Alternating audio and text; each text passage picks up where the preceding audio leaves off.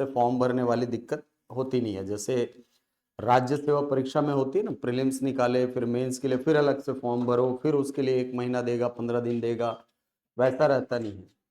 यहाँ पर प्रक्रियाएं जो है वो बहुत स्मूथली रन की जा सकती हैं अगर इस भर्ती प्रक्रिया को एक मुश्त निपटाना हो तो। हाँ ठीक है, आप तो टीचर वाले हैं। अच्छा, मैथ सुपर लग रही है 4 नंबर पे। ठीक है, चलिए, तो आज हम लोग हिंदी भाषा के सिलेबस पे चर्चा करेंगे और थोड़ा सा देखेंगे कि सिलेबस को पढ़ना कैसे है। आप लोग टीचर वाले हैं क्या दोस्त? अरे यार हाँ, ईसाई वाले हैं, पहले पुराने बैच के हैं। हाँ, तो ऊपर में लग रही है आप लोग की क्लास। ठीक है,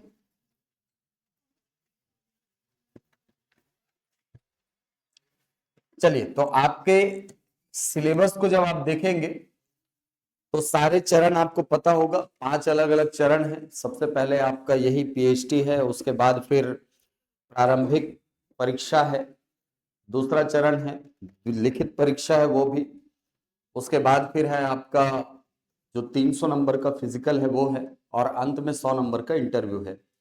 कुल 1000 नंबरों पर आपका जो मेरिट लिस्ट निकलना है वो 1000 नंबरों पर निकलेगा, जिसमें से 600 नंबर आपके लिखित परीक्षा के, मुख्य परीक्षा के होंगे, 300 नंबर आपके इवेंट के होंगे, और 100 नंबर का आपका इंटरव्यू होगा। ठीक है, ऐसे निकलता है इसका रिजल्ट। अब इस पूरे सिलेबस को जब आप देखें, हम लोग खास आज बात करेंगे रिटन एग्जाम की। रिटन एग्जाम में हिंदी भाषा कहां पर एग्जिस्ट करती है, हिंदी भाषा कहां पर है। तो हिंदी भाषा की यदि हम बात करें तो हिंदी आपको ना केवल प्रीलिम्स में दिखने वाली है, बल्कि मेंस में एक बहुत बड़ा हिस्सा जो है वो हिंदी भाषा कवर करती है। जैसे अगर मैं प्रीलिम्स की बात करूं तो प्रीलिम्स में आप सभी को पता है कितने क्वेश्चन आने हैं, 100 प्रश्न आने हैं, है कि नहीं? 100 प्रश्न आने हैं, कितने नंबर का है? 300 नंबर का, 200 नंबर का नहीं है, 300 नंबर का है ना? एक प्रश्न जो है वो 3 अंक का है।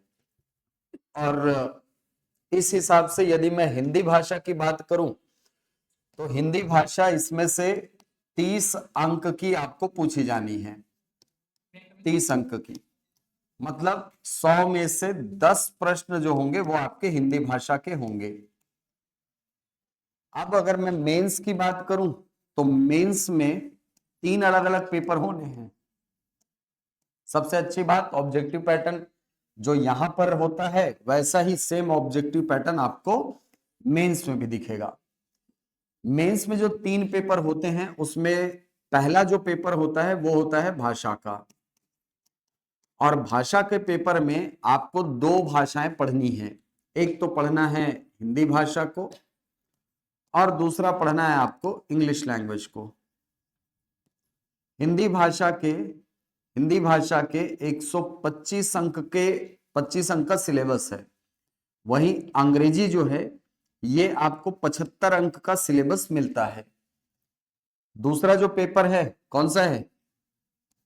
दूसरा सामान्य ज्ञान या सामान्य अध्ययन, इसका पेपर है ना, कि गणित है दूसरा? हाँ, सामान्य अध्ययन है। और तीसरा क्या है? गणित है, गणित और रीजनिंग का पेपर है, तार्किक अभियोग्यता का पेपर है। ठीक है, हर पेपर 200 अंक का है, ये भी 200 अंक का, ये भी 200 अंक का, ये भी 200 अंक का। अंतर क्या है? सामान्य अध्ययन जो है ये 3 घंटे का पेपर है। देखा होगा आपने, शेड्यूल है ना इसका, टाइम टेबल देखा होगा, और सॉरी सिलेबस देखा होगा आपने। हाँ, तो 3 घंटे का पेपर सामान्य अध्ययन का। बाकी भाषा का पेपर और गणित रीजनिंग का पेपर जो है ये 2 घंटे का है। ठीक है, अब हिंदी भाषा यहां पर हमको एक तो प्रीलिम्स में भी दिख रही है सर, और मेंस में भी दिखाई पड़ रही है। ठीक, तो एक सवाल आता है मन में कि क्या सर प्रीलिम्स और मेंस में दोनों में सिलेबस हिंदी का समान है क्या? थोड़ा सा अंतर है। क्या अंतर है सर? आप जब प्रीलिम्स के लिए हिंदी पढ़ते हैं तो यहां पर एकदम शुद्ध व्याकरण वाला हिस्सा लिखा हुआ है। 9 से 10 यूनिट आपके सिलेबस में लिखा हुआ है और उन्हीं 9-10 यूनिट्स में जो व्याकरण वाला हिस्सा है वो लिख दिया गया है। मतलब इसी के अंतर्गत आपको वर्णमाला पढ़ना है, इसी के अंतर्गत आपको संज्ञा, सर्वनाम, विशेषण, क्रिया पढ़ना है, इसी के अंतर्गत आपको अव्यय पढ़ना है, काल पढ़ना है, विराम चिन्ह पढ़ना है। विराम चिन्ह मेरे ख्याल से नहीं है प्रीलिम्स में, है ना? नहीं है आपके सिलेबस में। संधि, समास, उपसर्ग, प्रत्यय ये हैं। पर्यायवाची, विलोम, अनेक शब्दों के लिए एक शब्द, शब्द युग्म, ये वाला हिस्सा है। ठीक है, अभी देखेंगे आगे। अभी केवल ये बता रहा हूं आपको कि दोनों में डिफरेंस क्या है। मेंस के जब आप सिलेबस में जाएंगे तो मेंस के सिलेबस में प्रीलिम्स का सिलेबस प्लस कुछ और बातें अतिरिक्त रूप से पढ़ना है आपको। आपको अतिरिक्त रूप से यहां पर चीजों को पढ़ना है। तो यहां पर मैं इसलिए इसको डिफरेंशिएट कर रहा हूं क्योंकि अभी अगर देखोगे ना तो सामने आपके एग्जाम कौन सा आएगा? प्रीलिम्स का एग्जाम। ठीक है, प्रीलिम्स का एग्जाम आएगा और अगर प्रीलिम्स में ही क्वालिफाई नहीं कर पाए तो फिर भाई मेंस के लिए क्या करोगे? है कि नहीं? तो मेरी ये राय रहेगी, हमेशा हमेशा ये कहता हूं मैं कि जो सामने दिख रहा है उसको फोड़ो। समझ आ रही बात? जो सामने दिख रहा है ना उसको फोड़ो। यहां से जब मुझे पता है कि 10 क्वेश्चन के लिए कितना पढ़ना है तो मैं उन 10 क्वेश्चन के सिलेबस पे फोकस करूंगा। मैं इनको पढ़ने नहीं बैठूंगा अभी, मैं पहले बता रहा हूं अभी से।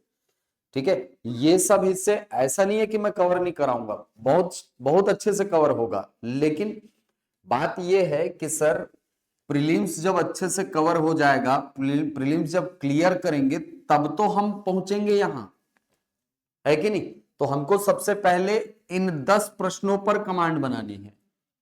ये 10 प्रश्नों पर कमांड बन गई तो मान करके चलो आपके मेंस वाले हिस्से में कम से कम 40 क्वेश्चन पर कमांड रहेगी। क्यों ऐसा? क्योंकि यहां पर मेंस का सिलेबस जब आप देखोगे तो मेंस के सिलेबस में ये जो एक्स्ट्रा सेक्शन है वहां से कितना क्वेश्चन देगा? मैं तो बहुत ज्यादा बोल रहा हूं कि यहां से 23 क्वेश्चन आएगा। मैं तो बहुत ज्यादा बोल रहा हूं, बहुत ज्यादा बोल रहा हूं मैं कि 23 क्वेश्चन आएंगे यहां से। समझ आ रही बात? यहां से हो सकता है कि आपको 50 क्वेश्चन केवल व्याकरण के मिल जाए और इसके केवल 13 क्वेश्चन मिले मेंस में, हो सकता है बिल्कुल। क्योंकि टोटल देखोगे तो 125 नंबर मतलब लगभग 126 नंबर मान करके चलिए। 126 मतलब 63 क्वेश्चन आपके आने हैं हिंदी के और 37 क्वेश्चन आने हैं आपके अंग्रेजी के। 63 और 37 आपको पूरा सारी चीज एकदम एनालिसिस करके आगे बढ़नी है। तो यहां पर जब 63 क्वेश्चन में से 40 से 45 क्वेश्चन मुझे प्रीलिम्स में ही तैयार करने का मौका मिल रहा है तो मैं उसको पहले करूंगा, ना कि वो 13 या 15 क्वेश्चन के पीछे भागूंगा। समझ आ रही बात? ठीक है, इसके पीछे अभी से मत भागना, एकदम पहले से बोल रहा हूं, मत भागना अभी से। क्यों? इसके पीछे भागेंगे आप, प्रीलिम्स के लिए टाइम कम पड़ेगा। प्रीलिम्स मुझे नहीं लगता कि मार्च से, मतलब अप्रैल हाफ मान के चलो, उससे ज्यादा नहीं जाने वाला। मार्च लास्ट या अप्रैल मैक्सिमम, क्योंकि फरवरी 6 तक तो आपका ये पीएचडी वाला कार्यक्रम नमस्ते हो जाएगा, है कि नहीं? उसके बाद फिर जो है लिस्ट निकालेगा एक, इतने लोग इतने कैंडिडेट, और उसको निकालना तो कोई बड़ी बात है नहीं, उनके पास तो डेटा ऑलरेडी है कि नहीं? उसको निकालेगा, डेट डिक्लेयर करेगा, केवल डेट डिक्लेयर करना है उसको, आगे जाकर के डेट डिक्लेयर करेगा इतना तारीख को प्रीलिम्स है बस। तो उसमें भी मैं ये मान करके चल रहा हूं कि मार्च तक वो टाइम देगा, मैक्सिमम बोल रहा हूं ना, उससे ज्यादा नहीं देने वाला। अगर सीजीपीएससी का शेड्यूल भी देखोगे ना तो मार्च के बाद से लगभग 1 महीने तक बहुत ज्यादा एग्जाम नहीं होते हैं। मार्च, अप्रैल, मई यहां बहुत ज्यादा एग्जाम नहीं होते हैं। ठीक है, एग्जाम होता है अगस्त के बाद से। ठीक है, अभी देखे होगे आप लोग, अभी लाइन से 3-4 वैकेंसी सीजीपीएससी के उसके संचालक वगैरह, सहायक संचालक वगैरह की आई है, वो अगस्त के बाद दिखती है आपको। उसके पहले को अगर देखोगे ना आप तो 3-4 महीने थोड़ी सी वैकेंसीज कम रहती हैं। इस हिस्से के लिए मैं बोलूंगा आपके पास टाइम रहेगा, और अगर आप इन 10 प्रश्नों के बहाने इसके 40 प्रश्नों को, 45 प्रश्नों को आप टारगेट कर पा रहे हो क्या पूछेगा यार, अब इस चीज को समझो ना। मान लो अगर संधि का क्वेश्चन आया, सूर्यधन उदय प्रीलिम्स में पूछा, तो आंसर सूर्योदय होगा। मेंस में आंसर बदल जाएगा क्या? समझो ना, मेंस में आंसर बदल जाएगा क्या? नहीं बदलेगा सर। अगर आ ई उ री प्रीलिम्स में लघु स्वर है तो दीर्घ हो जाएगा क्या मेंस आते तक? नहीं होगा सर। समझ रहे हो मैं क्या बोल रहा हूं? आप बेसिक चीजों पे जब तैयारी करोगे ना, इन 10 प्रश्नों के लिए जब बेसिक पर ध्यान दोगे तो मेंस का आपका बड़ा हिस्सा कवर होता हुआ चलेगा। ठीक है, तो मेरी राय तो जिन लोग तैयारी कर रहे हो आप लोगों को एकदम स्ट्रिक्टली ये रहेगी कि प्रीलिम्स का जो सिलेबस है उस पे ज्यादा फोकस करो। ठीक है, प्रीलिम्स पे ज्यादा फोकस करो अभी फिलहाल। बोलने वाले भले बोलते हैं कि अरे दोनों की एक साथ तैयारी होती, अरे तो हो तो रही है, हो तो रही है तैयारी। क्या आप यहां पर संधि पढ़ोगे या उपसर्ग पढ़ोगे, प्रत्यय पढ़ोगे, समास पढ़ोगे, वर्णमाला पढ़ोगे, पर्यायवाची पढ़ोगे, क्या यहां पर आके बदल जाएगा क्या? वो नहीं बदलेगा ना, वही तो रहना है सर। ठीक है, तो मेंस की तैयारी ऐसा नहीं है कि आप नहीं कर रहे हो, आपका वेटेज कम दिख रहा है यहां पर, केवल ये मान करके चलो। आपका केवल यहां पर हिंदी का वेटेज कम दिख रहा है प्रीलिम्स में, लेकिन वो आपको मेंस में एक बड़ा हिस्सा तैयार करके देगा। क्लियर है? हाँ, तो अभी जब आप लोग पढ़ने के लिए स्ट्रेटजी बना रहे हो या पढ़ना शुरू कर रहे हो, तो सबसे पहले तो एक टाइम स्लॉट डिसाइड कर लो अपने लिए। क्या टाइम स्लॉट डिसाइड कर लो? अगर मैं कैंडिडेट होता, ठीक है, मैं एकदम ईमानदारी से बता रहा हूं, अगर मैं कैंडिडेट होता तो वो अपने पढ़ने का जितना भी टाइम है उसको मैं 4 हिस्से में बांट देता। 4 हिस्से में बांट देता। कैसे 4 हिस्से में बांट देता? एक हिस्से में पढ़ता मैं इंडियन जीएस को, इंडियन जीएस को पढ़ता, प्लस इसी के दौरान मैं करंट अफेयर तैयार करता। एक हिस्से में मैं रखता मैथ्स और रीजनिंग को, और इसको सबसे ज्यादा टाइम देता मैं, इसको मैं सबसे ज्यादा टाइम देता। क्यों सबसे ज्यादा टाइम देता? प्रीलिम्स में भी अच्छा खासा वेटेज है, मेंस में भी अच्छा खासा वेटेज है। ठीक है, मैं अगर मैथ्स रीजनिंग में मुझे कुछ हिस्से लगता है कि मैं प्रीलिम्स में आसानी से बना लूंगा, मेंस में जाकर के इस पे और थोड़ी मेहनत कर लूंगा, तो मैं इसमें उस टॉपिक को एक रीडिंग मार के छोड़ देता मैथ्स रीजनिंग में। इसके बाद एक हिस्से में रखता मैं छत्तीसगढ़ को, क्योंकि छत्तीसगढ़ का अच्छा खासा वेटेज है प्रीलिम्स में। इसके बाद एक हिस्से में पैरेलली मैं किसी ना किसी लैंग्वेज को खींचता रहता, लैंग्वेज चाहे वो हिंदी हो चाहे अंग्रेजी हो, ऐसे बनाता मेरा शेड्यूल। मान लो अगर मेरे पास 8 घंटे पढ़ने का टाइम है, 8 घंटे पढ़ने का टाइम है, ठीक है, अब अमूमन हो गए यार, इतना भी नहीं रखे हो। कैसे लालू, आरक्षक क्या हुआ रे तेरा? आरक्षक, हाँ, और थोड़ा सा चूक गया रे भाई। ठीक है, वो चूकने का कारण समझ रहे हैं, और है ना, अब नहीं चूकना है। ठीक है, चल, तो मैं अगर होता ना एक अभ्यर्थी तो मैं ये बिल्कुल करता। 8 घंटे का टाइम है, मैं इसको बांटता। ठीक, इसको मैं देता टाइम कम से कम 2.5 घंटे का। कितने घंटे देता है इसको? 2.5 घंटे का। इसको देता मैं कम से कम 2 घंटे का टाइम, 2 घंटे का टाइम, 4.5 घंटे हो गए, 4.5 घंटे हो गए ना। इसको हिंदी को मैं देता लगभग 1.5 घंटे, 1.5 घंटे, कितने हो गए? 6 घंटे हो गए। बाकी के बचे हुए 2 घंटे मैं देता छत्तीसगढ़ को। ऐसे बांटता अपना टाइम। अब एक सवाल आएगा मन में कि सर इंडियन जीएस को टाइम कम दे, टाइम ज्यादा दे रहे हो, हिंदी को कम दे रहे हो या लैंग्वेज को कम दे रहे हो, ऐसा क्यों? ऐसा इसलिए क्योंकि हिंदी जो है ना, ये मैक्सिमम आप लोग पढ़े हुए हैं पहले से, पढ़े हुए हैं ना पहले से। हाँ, आपको बस ना एक सही अप्रोच की जरूरत है लैंग्वेज पढ़ने के, कि सर हमको ना सही तरीका पता चल जाए पढ़ने का, हम हिंदी के क्वेश्चन बनाएंगे। तो अगर मुझे सही तरीका अगर कोई बता रहा है तो मैं हिंदी पर, उसमें भी मैं बता रहा हूं, और ये 1.5 घंटे का टाइम है ना, इसमें भी मैं ऐसा नहीं कि 45-45 मिनट बांटूंगा, नहीं, मैं इंग्लिश को थोड़ा ज्यादा टाइम दूंगा। मैं हिंदी मीडियम मीडियम वाला हूं, मेरी अंग्रेजी कमजोर है, तो मैं कोशिश करूंगा कि अंग्रेजी मेरी अच्छी हो जाए। हालांकि प्रीलिम्स में केवल 5 क्वेश्चन आने हैं, लेकिन मेंस में तो मुझे 75 नंबर बना के देगा ना भाई ये हिस्सा। समझ आ रही बात? इन्वेस्टमेंट है ये, इन्वेस्टमेंट है। इसको कम टाइम मैंने इसीलिए दिया है क्योंकि इसका वेटेज प्रीलिम्स में कम है। मेंस में जैसे ही प्रीलिम्स होगा मैं अपनी स्ट्रेटेजी थोड़ी सी बदल दूंगा। मेंस जैसे ही पहुंचूंगा मैं अपनी स्ट्रेटेजी थोड़ी सी बदलूंगा। क्या बदलूंगा? उसमें चूंकि मैं छत्तीसगढ़ पूरा पढ़ चुका हूं, तो उसमें अब मुझे केवल डेटा अपडेट करना रहेगा।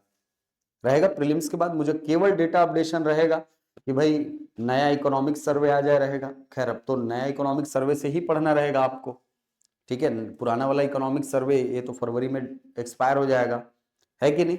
हाँ, तो नया वाला जो डेटा है उसी से तैयार करना सीधे, फिर और क्या है। नहीं तो मुझे तो उस समय जरूरत भी नहीं पड़ेगी इकोनॉमिक से डेटा के उसको रटने की। लेकिन डेटा ऐसी चीज है ना जिसको आदमी बार बार भूल भी जाता है, ठीक है। तो मैं उस डेटा को अपडेट करूंगा केवल, और थ्योरेटिकल पोर्शन के लिए 1 घंटे से ज्यादा समय नहीं दूंगा इसको। मतलब ये मान करके चलो कि मैं छत्तीसगढ़ के लिए टाइम कम करके 2 घंटे से कर दूंगा 1.5 घंटे, 1.5, इसको 1.5 घंटे कर दूंगा मेंस में। मैथ्स और रीजनिंग थोड़ा सा टाइम बढ़ाऊंगा मैं इसका, क्योंकि अकेले यही है और इस पे मुझे काम करना है अपने स्पीड पर।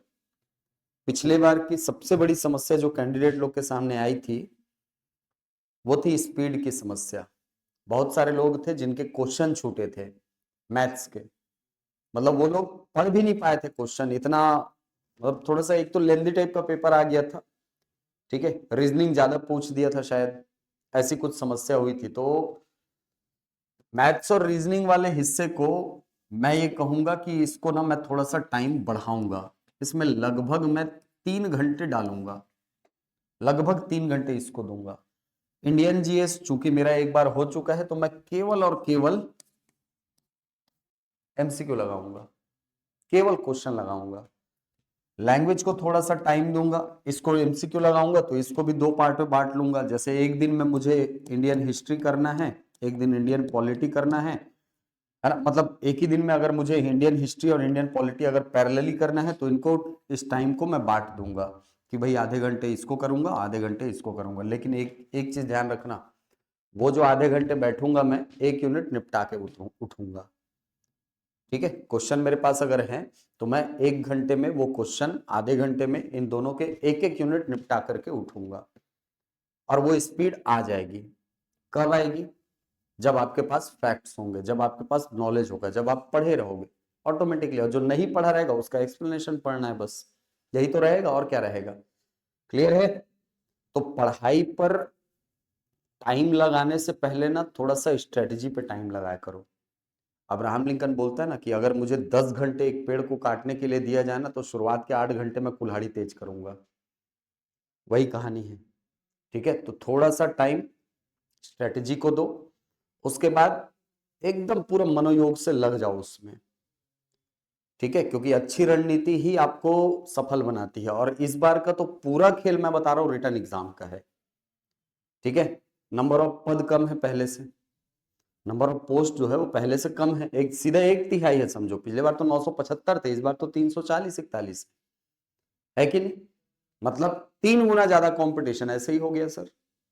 अब इतने सारे लोगों को अब काटना है, तो मान करके चलो आपके हर एक हिस्से में, चाहे वो रिटर्न वाला एग्जाम हो, चाहे फिजिकल वाला हिस्सा हो, हर एक हिस्से में आपको तिगुना एफर्ट लगाना है, तिगुना तिगुना एफर्ट लगाना पड़ेगा आपको। तब कहीं जाकर के आप बाकियों को पार करोगे, है कि नहीं। क्या शांत बैठे, एसआई के कैंडिडेट लोग साथ बैठोगे यार। हाँ, है कि नहीं। हाँ, मेहनत करने का एक्चुअल टाइम जो है ना वो अब आया है, ठीक है। अब ये मान करके चलो कि साल भर ना मेरे घर में कोई शादी है, समझ आ रही बात, ना मेरा कोई दोस्त है, बस मेरा एक सपना है जिसको पूरा करना है, 2 स्टार लगवाना है। समझ आ रही बात। एकदम साल भर के लिए खुद को ना बुक कर लो, साल भर के लिए, लाइफ सब अपने आप आ जाएंगे यार आपके पास। कुछ खोता नहीं है, पता है जीवन में, कुछ खोता नहीं है जीवन में, बस आप अपनी वैल्यू बढ़ाते या कम करते हो। अगर खुद के लिए टाइम दे रहे हो, लोगों से कट करके अपने वैल्यू एडिशन में लगा रहे हो, कल जब आपकी वैल्यू बढ़ जाएगी ना, बाकी लोग आपके पास खींचे चले आएंगे। लेकिन सबके बीच में भी रह करके अगर आप अपना टाइम खराब कर रहे हो तो कल की डेट में सब आपसे दूर हो जाएंगे। होता है ये, ठीक है। तो इसीलिए थोड़ा सा टाइम खुद को दो, साल भर का टाइम अपने पास है, और साल भर में अपने आप को स्थापित करो समाज में सब इंस्पेक्टर बन के, ठीक है। चालू करें फिर, चल। तो आप लोग अपने देखो, ये मेरी स्ट्रेटजी है ना, ऐसा नहीं कि मैं थोप रहा हूं आप पे कि ऐसा करो, आप अपने हिसाब से इसको तैयार करो। आप कैसे तैयार करोगे? हो सकता है कि आपकी इंडियन जीएस पहले से तैयार होके रखी हो सकता है, तो मैं इसको और कम टाइम दूंगा, मैं टाइम लगाऊंगा मैथ्स रीजनिंग में। कई लोगों की मैथ्स रीजनिंग बहुत अच्छी है तो इंडियन जीएस पे मेहनत करो। कई लोगों को छत्तीसगढ़ बहुत अच्छे से आता है, इंडियन जीएस या मैथ्स रीजनिंग को टाइम दो, लैंग्वेज को टाइम दो। समझ आ रही बात? सारी चीजें तुलनात्मक हैं, सारी चीजें तुलनात्मक है। आप इसको कम करके उसको बढ़ा सकते हो अपनी क्षमता के अनुसार। मैं अगर मेरी क्षमता देखूं तो लैंग्वेज में कम इसीलिए मैंने रखा क्योंकि मुझे कम समय देना पड़ेगा, लेकिन मैंने टाइम कहां पर ज्यादा दिया? मैंने टाइम दिया इंडियन जीएस पर, क्योंकि मुझे इसको पढ़ना होगा। समझ आ रही बात? तो पहले एक रणनीति, मस्त एक शांत दिमाग से आज रात में बैठना और दिमाग में केवल एनालिसिस करना। क्या एनालिसिस करना? मुझे किन किन सब्जेक्ट्स पर मेहनत करनी है। सिलेबस रखना एसआई का सामने, है कि नहीं सबके पास? नहीं है? निकालो। पीडीएफ निकालने में कितना टाइम लगता है?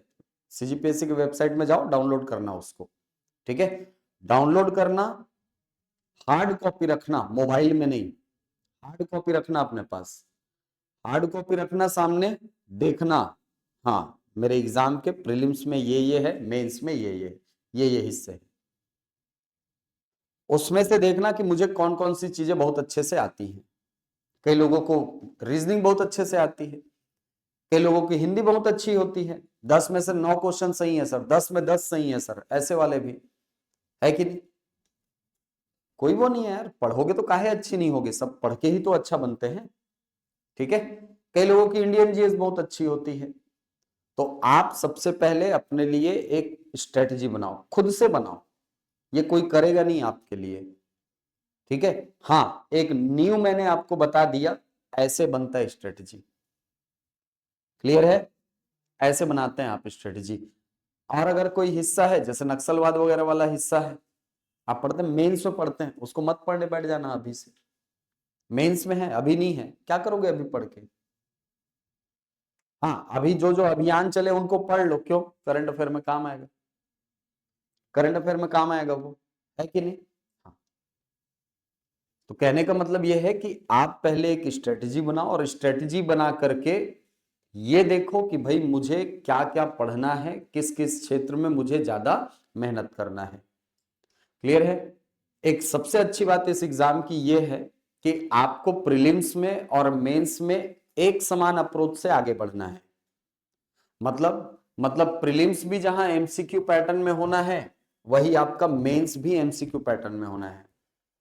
सेम पैटर्न है, मल्टीपल चॉइस खोजना है आपको आंसर, है कि नहीं? ऑब्जेक्टिव पैटर्न में होना है क्वेश्चन। तो आपको अप्रोच बदलने की जरूरत नहीं रहेगी। अगर आप एलिमिनेशन मेथड में बहुत अच्छे हैं, एलिमिनेशन मेथड पे और मेहनत करो,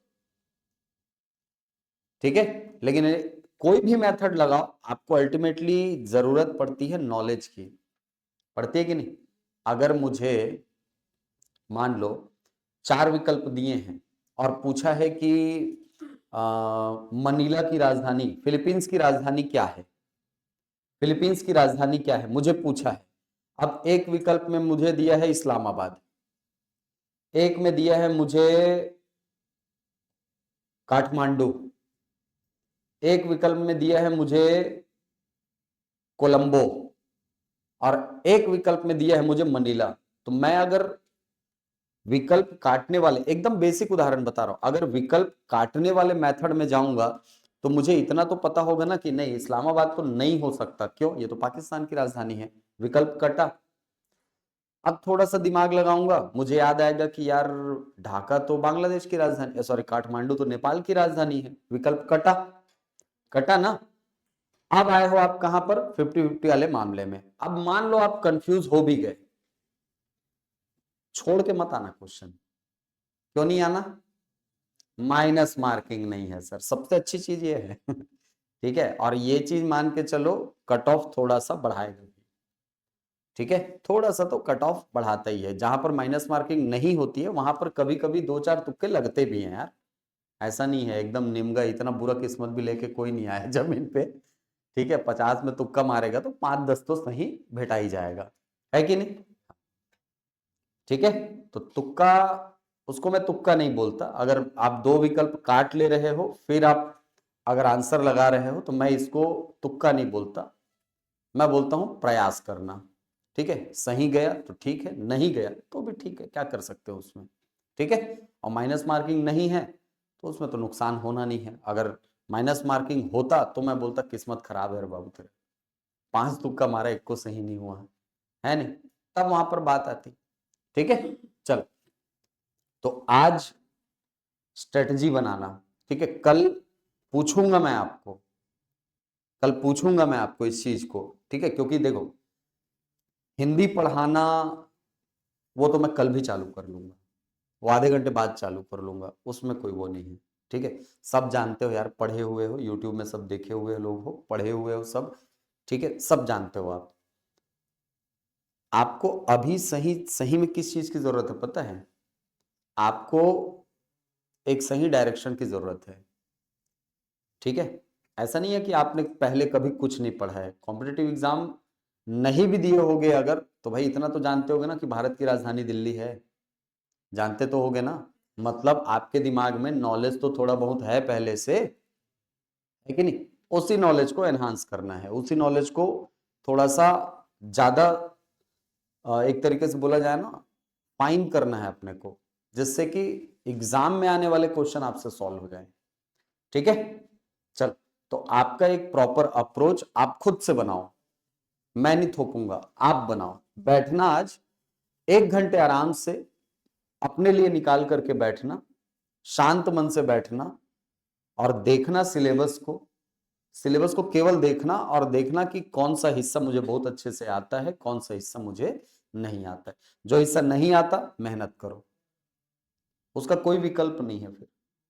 ठीक है, और जो हिस्सा आता है उस पर कम से कम एक सरसरी निगाह समय समय पर बनाए रखना। ठीक है, नहीं तो फिर चीजों को भूलने में हमारा दिमाग ज्यादा टाइम नहीं लेता है। ठीक है, चल, तो ये मेरी स्ट्रेटेजी होती, आप चाहें तो ऐसा बना सकते हैं, या आपके पास हो सकता है, कई लोगों के पास टाइम ज्यादा होता है, आप लोग ज्यादा टाइम का शेड्यूल बनाओ। जिनके पास कम है वो लोग थोड़ा सा थोड़ा सा ना गहन अध्ययन करना, गहन कहने का मतलब थोड़ा सा फोकस्ड स्टडी करोगे ना तो वो 10 घंटे को पीछे छोड़ सकते हो। अगर मैं 6 घंटे में भी पढ़ रहा हूं, 10 घंटे वाले को पीछे छोड़ता हूं। शर्त ये है कि मैं वो 10 घंटे ना मोबाइल चलाऊं, किसी प्रकार का डिस्ट्रैक्शन मुझे नहीं चाहिए। ठीक है, हाँ। चल, अब आते हैं हिंदी के सिलेबस में। हिंदी का यदि आप सिलेबस देखें तो हिंदी के सिलेबस में, हिंदी के सिलेबस को आप दो दृष्टिकोण से देखते हैं, दो हिस्सों में तोड़ करके देखते हैं। कौन से दो हिस्सों में सर? एक हिस्से में देखते हैं आप, एक हिस्से में आप देखते हैं व्याकरण वाले हिस्से को। व्याकरण वाला हिस्सा मतलब जो आपके केवल प्रीलिम्स में आना है, और दूसरे हिस्से में आप देखते हैं मेंस के कुछ अलग से टॉपिक्स हैं उनको। ठीक है, हाँ, अगर आपकी तैयारी ठीक से हो गई है तो आप एमसीक्यू में आ सकते हो, कोई दिक्कत नहीं है। ठीक है, मैं तो ये कहता हूं यार साथ में चलाना इसको। कैसे पता है? बढ़िया, जैसे आज मैंने पढ़ा सिंधु घाटी सभ्यता, टॉपिक पढ़ा मैंने। ठीक है, टॉपिक पढ़ने के बाद मैं 5 मिनट की रेस्ट लेना, सारे फैक्ट्स को एकदम जल्दी जल्दी जल्दी जल्दी रिकॉल कर लेना, ठीक है। अब वो रिकॉल करने के बाद तुरंत उतर जाना एमसीक्यू बनाने के लिए। घर बैठे प्रैक्टिस भी हो गई आपकी, है कि नहीं, आपके फैक्ट्स भी रिकॉल हो गए और आपकी स्टडी भी आगे बढ़ गई। ये करना, 5 मिनट में सारी चीजों को रिकॉल करने की कोशिश करना, पावर नैप जैसा, ठीक है। चल, तो व्याकरण वाले हिस्से में क्या है सर? व्याकरण वाले हिस्से की अगर मैं बात करूं तो हिंदी के व्याकरण में वो सारी चीजें हैं जो अमूमन कॉम्पिटिटिव एग्जाम में होती हैं। कैसे? जैसे सबसे पहला टॉपिक जो आपके सिलेबस में लिखा है वो है हिंदी एवं अन्य भारतीय भाषाएं। हिंदी एवं अन्य भारतीय भाषाएं, ये सबसे पहला टॉपिक लिखा है आपके सिलेबस का। दूसरा जो टॉपिक है इसके अंतर्गत वो है वर्णमाला, ठीक है, वर्ण और वर्णमाला, ये लिखा है सिलेबस में। तीसरा जो टॉपिक है ये है आपका शब्द रचना। शब्द रचना, मैं ये टॉपिक लिख रहा हूं, शब्द रचना ऐसे नहीं लिखा है, लेकिन इसके अंतर्गत जो चीजें हैं वो लिखा हुआ है वहां। संज्ञा, सॉरी, संधि, समास, उपसर्ग, प्रत्यय, संधि, समास, उपसर्ग, प्रत्यय, ये लिखा हुआ है। एक टॉपिक लिखा हुआ है लिंग वचन काल, ये सबसे पहला टॉपिक लिखा है आपके प्रीलिम्स के सिलेबस में, लिंग वचन काल। पांचवा जो टॉपिक है इसमें है संज्ञा, सर्वनाम, विशेषण, क्रिया का व्यवहारिक अनुप्रयोग। संज्ञा, सर्वनाम, विशेषण, क्रिया, ये आपको देखना है, ठीक है। इसके साथ मैं एक चीज और ऐड करूंगा, वो ऐड करूंगा अव्ययों को। अव्ययों को इसलिए क्योंकि सिलेबस में लिखा नहीं होता किसी कॉम्पिटिटिव एग्जाम में, लेकिन यहां से क्वेश्चन हर बार आता है, ठीक है। तो अव्ययों को हमको पढ़ना होगा। इसके अलावा और क्या है सर सिलेबस में? इसके बाद आगे है आपका आपका वो व्याकरणिक अशुद्धियां। व्याकरणिक अशुद्धियों के अंतर्गत आपको शब्द की भी अशुद्धि पढ़नी है और वाक्य की भी अशुद्धि पढ़नी है। इसके अलावा एक टॉपिक है आपका वाक्य रचना।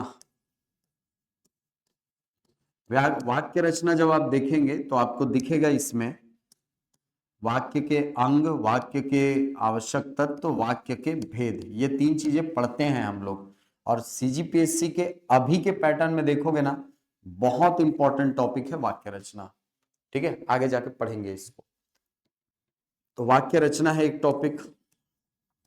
इसके बाद एक हिस्से में लिखा हुआ है पर्यायवाची, विलोम, अनेक शब्दों के लिए एक शब्द। एक टॉपिक में है रस, छंद, अलंकार,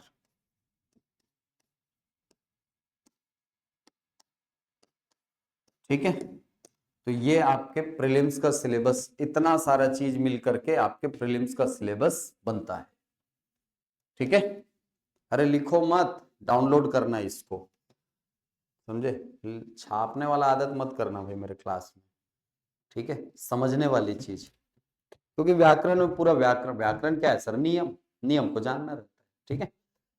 अब जब मेंस वाले हिस्से में आप पहुंचेंगे ना, तो मेंस वाले हिस्से में आपको क्या दिखेगा? मेंस वाले हिस्से में एक तो दिखेगा आपको, मेंस वाले हिस्से में सबसे पहले दिखेगा इसमें हिंदी साहित्य का इतिहास।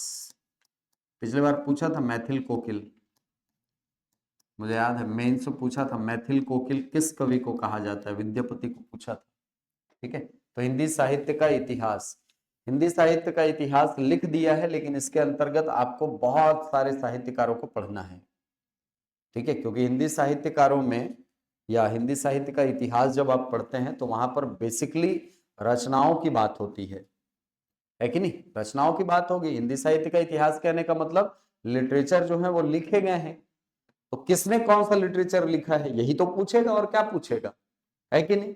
तो हिंदी साहित्य का इतिहास है। हिंदी साहित्य के इतिहास के अंतर्गत भी देखें ना, तो इतिहास लेखन की एक प्रॉपर परंपरा रही है हमारे यहाँ, और इस परंपरा को किसी भारतीय ने चालू नहीं किया है। एक फ्रेंच आदमी था, गार्सा द तासी, उसने चालू किया है। ठीक है, आगे जाके पढ़ेंगे इनके बारे में। तो हिंदी साहित्य का इतिहास एक टॉपिक है। इसके अलावा देखें तो आपके सिलेबस में लिखा है काव्यबोध। काव्यबोध, काव्यबोध के अंतर्गत आपको काव्य दर्शन पढ़ना है। कुछ कुछ चीजें इसके अंतर्गत आती हैं, परिभाषाएं आती हैं, उन परिभाषाओं को हमको देखना है। दर्शन आते हैं इसके अंतर्गत, ठीक है, काव्य दर्शन इसके अंतर्गत आता है। संप्रदाय आते हैं, काव्य संप्रदाय, कोई अलंकार को प्रमुख बोलता है, कोई रस संप्रदाय को मानता है, अलग अलग संप्रदाय हैं, उनको पढ़ना है। इसके अलावा एक हिस्से में पत्र लेखन, ये हिस्सा है। एक हिस्से में है अपठित गद्यांश, अपठित गद्यांश, पत्र लेखन है, अपठित गद्यांश है। ये मिलकर के आपका मेंस का सिलेबस बनता है। मतलब ये प्लस ये कर दोगे तो मेंस। ठीक है, अब मैं बता रहा हूं, मैंने आपको कहा ना यहां से क्वेश्चन कितना ही आ जाएगा। ये जो हिस्सा है इसमें भाषा में, हिंदी में इतने वाले हिस्से से कितना ही क्वेश्चन आ जाएगा। अब देखो ना, यहाँ इतना हिस्सा प्लस ये हिस्सा मिलाकर के कितना क्वेश्चन बनना है, 63 क्वेश्चन बनना है मेंस में, है कि नहीं। तो मैंने यही बात कही थी कि 63 क्वेश्चन यहां से बनना है।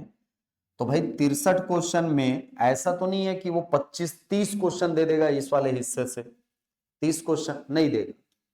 यहां से वो ज्यादा से ज्यादा देगा, ज्यादा से ज्यादा बोल रहा हूं, एकदम मैक्सिमम 10 से 12 या चलो 13 क्वेश्चन, 50 और 13 का रेशियो रहेगा, मान के चलो 50 क्वेश्चन अभी भी यहीं से आना है, और केवल यहां से 13, 15, 17 मान लो, और कितना मानोगे, उससे ज्यादा देगा नहीं वहां से। क्या ही पूछ लेगा बताओ। पिछले बार कितने क्वेश्चन आए थे पता है, इस पूरे हिस्से को मिला करके 4 क्वेश्चन। मैथिल कोकिल किसको कहा जाता है? अपठित गद्यांश में उसका संक्षेपण कितने शब्दों में होता है? रसात्मकम वाक्यम काव्यम किसकी परिभाषा है? ये 3 क्वेश्चन मुझे याद है। एक क्वेश्चन और आया था। अब सोचो, इस पूरे हिस्से से जहां 63 नंबर का स्कोप है, केवल 4 क्वेश्चन पूछा था उसने, केवल 4 क्वेश्चन। मैं इस बार इतना बढ़ा करके संख्या इसलिए बोल रहा हूं क्योंकि लोक सेवा आयोग लेगी परीक्षा, और लोक सेवा आयोग यहां से क्वेश्चन पूछती है। ठीक है, कितना ही पूछ लेगी सर, कितना ही पूछ लेगी। एक क्वेश्चन इस बार का बता दूं क्या आएगा, बता दूं? इस बार का लिख के ले लेना, ये क्वेश्चन पूछेगा आयोग। क्या पूछेगा पता है? आचार्य रामचंद्र शुक्ल ने हिंदी साहित्य का आदिकाल कब से माना है। मतलब एक कालखंड से क्वेश्चन पूछेगा, वो विकल्प कैसा देगा, कब से कब तक माना है। वो विकल्प देगा 1050 ईस्वी से 1375 ईस्वी। एक विकल्प देगा 1050 विक्रम संवत से 1375 विक्रम संवत। एक क्वेश्चन दिया रहेगा 993 विक्रम संवत से 993 विक्रम संवत से 1300 सॉरी, हाँ 1270 के आसपास का, 78 के आसपास देगा विक्रम संवत ऐसा। और चौथा विकल्प वो देगा 993 ईस्वी से 1375 ईस्वी, ये देगा विकल्प। अच्छा हाँ, ये देगा 993 देगा यहां पर ना, देख लो। ठीक है, ऐसा ही क्वेश्चन एक तो आने वाला है। हिंदी साहित्य के इतिहास से लोक सेवा आयोग का नेचर ये है क्वेश्चन देने का। ठीक है, वो ऑप्शन में इतना पास पास फंसाता है आपको कि वो याद नहीं रहता लोगों को। ठीक है, ऐसा पूछेगा देखना। और इसका आंसर हमेशा लेना 1050 विक्रम संवत से 1375 विक्रम संवत तक। ठीक है, हाँ, इसको ध्यान रखना, आगे जाएंगे वैसे भी ये काम आएगा, आगे जाकर पढ़ेंगे जब हिंदी साहित्य का इतिहास तो काम आएगा। ठीक है, चलो, ये क्वेश्चन का नेचर होता है लोक सेवा आयोग का। तो मैं आपको ये समझाना चाह रहा हूं कि भाई अभी जब आप प्रीलिम्स के दौरान इन हिस्सों को कवर कर लोगे, इन हिस्सों को कवर कर लोगे, तो आपको क्या मेंस में फिर से जीरो से चालू करना पड़ेगा क्या? नहीं ना, कुछ तो रहेगा दिमाग में, कम से कम इतना रहेगा कि भाई 70% 80% क्वेश्चन बन जाए, रहेगा ना। अगर आप प्रीलिम्स में 10 में से 8 क्वेश्चन अटेम्प्ट कर पा रहे हो तो एक बार और पढ़ोगे तो 9 तक पहुंचोगे, एक बार और पढ़ोगे तो 10 तक पहुंचोगे। अब उसी रेशियो को 60 क्वेश्चन में अप्लाई करो, 50 क्वेश्चन में अप्लाई करो, लगभग आप पहले बार में 50-52 क्वेश्चन बना पाते, दूसरी बार में 54 क्वेश्चन पहुंचोगे, तीसरी बार में 60 के 60 बनेंगे। और ये हिस्सा ऐसा है ना जो आप पहले से पढ़े हुए हो, बचपन से दिमाग में है। नहीं पढ़े हैं सूर्यधन उदय, रामधन अवतार, रामधन अनुज, नहीं पढ़े हो वाली बात ही नहीं है, सब पढ़े हुए हैं सर। या मैं आपको पूछूं उपदेश शब्द में कौन सा उपसर्ग है, नहीं बता पाओगे? दिख रहा है सर सामने, है कि नहीं? हाँ, हमको बस रिफाइन करना है अभी तक जो पढ़े हैं उसको, प्लस अब पकड़ना है सीजीपीएससी जिस पैटर्न में एग्जाम लेता है उसको, क्वेश्चन के पैटर्न को पकड़ना है। क्लियर है बात? ठीक, तो ये जो आज की अभी तक जो चीजें मैंने आपको बताई हैं ये आपके स्ट्रेटजी का हिस्सा होनी चाहिए। ठीक है, आके सीधे वर्णमाला में पढ़ाने बैठ जाता ना तो भी आप लोग कुछ नहीं बोलते, मैं जान रहा हूं, लेकिन पहले पता तो चले हिंदी पढ़ते कैसे। समझ आई बात? तो हिंदी पढ़ते कैसे हैं सर? स्ट्रेटजी बनाकर, स्ट्रेटजी बनाओ कि मुझे प्रीलिम्स में इतनी चीजों को कवर करना है, मेंस में ये चीजें हैं तो इनको मुझे कवर करना है। ठीक है, नहीं एमसीक्यू साथ में लगाओ, कोई वो नहीं है। ठीक है, एमसीक्यू लगाओ साथ में। चलो, तो आज हम लोग चालू करेंगे हमारे सिलेबस का सबसे पहला पॉइंट, हिंदी एवं अन्य भारतीय भाषाएं, हेडिंग डालेंगे। सबसे पहला टॉपिक हम लोग चालू करेंगे हिंदी एवं अन्य भारतीय भाषाएं। करंट अफेयर का एक बढ़िया क्वेश्चन बताऊं, इस बार पूछ सकता है। संथाली भाषा में अभी संविधान की प्रति लॉन्च किए हैं, पता है कि नहीं? भारतीय संविधान की पहली प्रति अभी लॉन्च हुई है संथाली भाषा में। उसकी लिपि क्या है? ओलचिकी लिपि है उसकी, ऐसा ओलचिकी, ऐसा ऐसा देगा। ठीक है, और संविधान से जुड़ा मामला है, मतलब इंपॉर्टेंट टॉपिक है। ठीक है, हाँ, संथाली भाषा लिखी जाती है इस भाषा में। ओके, ध्यान रहेगा। चल, तो हिंदी एवं अन्य भारतीय भाषाएं, इस टॉपिक से, इस टॉपिक की अगर हम बात करें तो इसमें हमको पढ़ना क्या होता है। देखो, हिंदी और अन्य भारतीय भाषाएं जब बोल रहे हैं ना, तो यहां पर हमको सबसे पहले तो यह समझना होगा कि ये पूरा हिस्सा दो भागों से मिलकर के बना है। कौन से दो भाग सर? एक बना है सर हिंदी, और दूसरे भाग में क्या है? अन्य भारतीय भाषाएं। ठीक है, हिंदी के अंतर्गत हमको कौन कौन से टॉपिक देखने होते हैं? हिंदी के अंतर्गत हमको सबसे पहले देखना होता है हिंदी का विकास क्रम। क्या देखना होगा? हिंदी का विकास क्रम, हिंदी कैसे वर्तमान समय तक पहुंची है यह हमको देखना होगा। ठीक, हिंदी का विकास क्रम देखने के बाद एक भाग इसमें देखना होगा हिंदी की उपभाषाएं। हिंदी की 5 अलग अलग उपभाषाएं हैं, उन 5 उपभाषाओं को हमको देखना है। इसके बाद और क्या देखना है सर? इसके बाद हमको देखना है हिंदी के संबंध में संवैधानिक प्रावधान।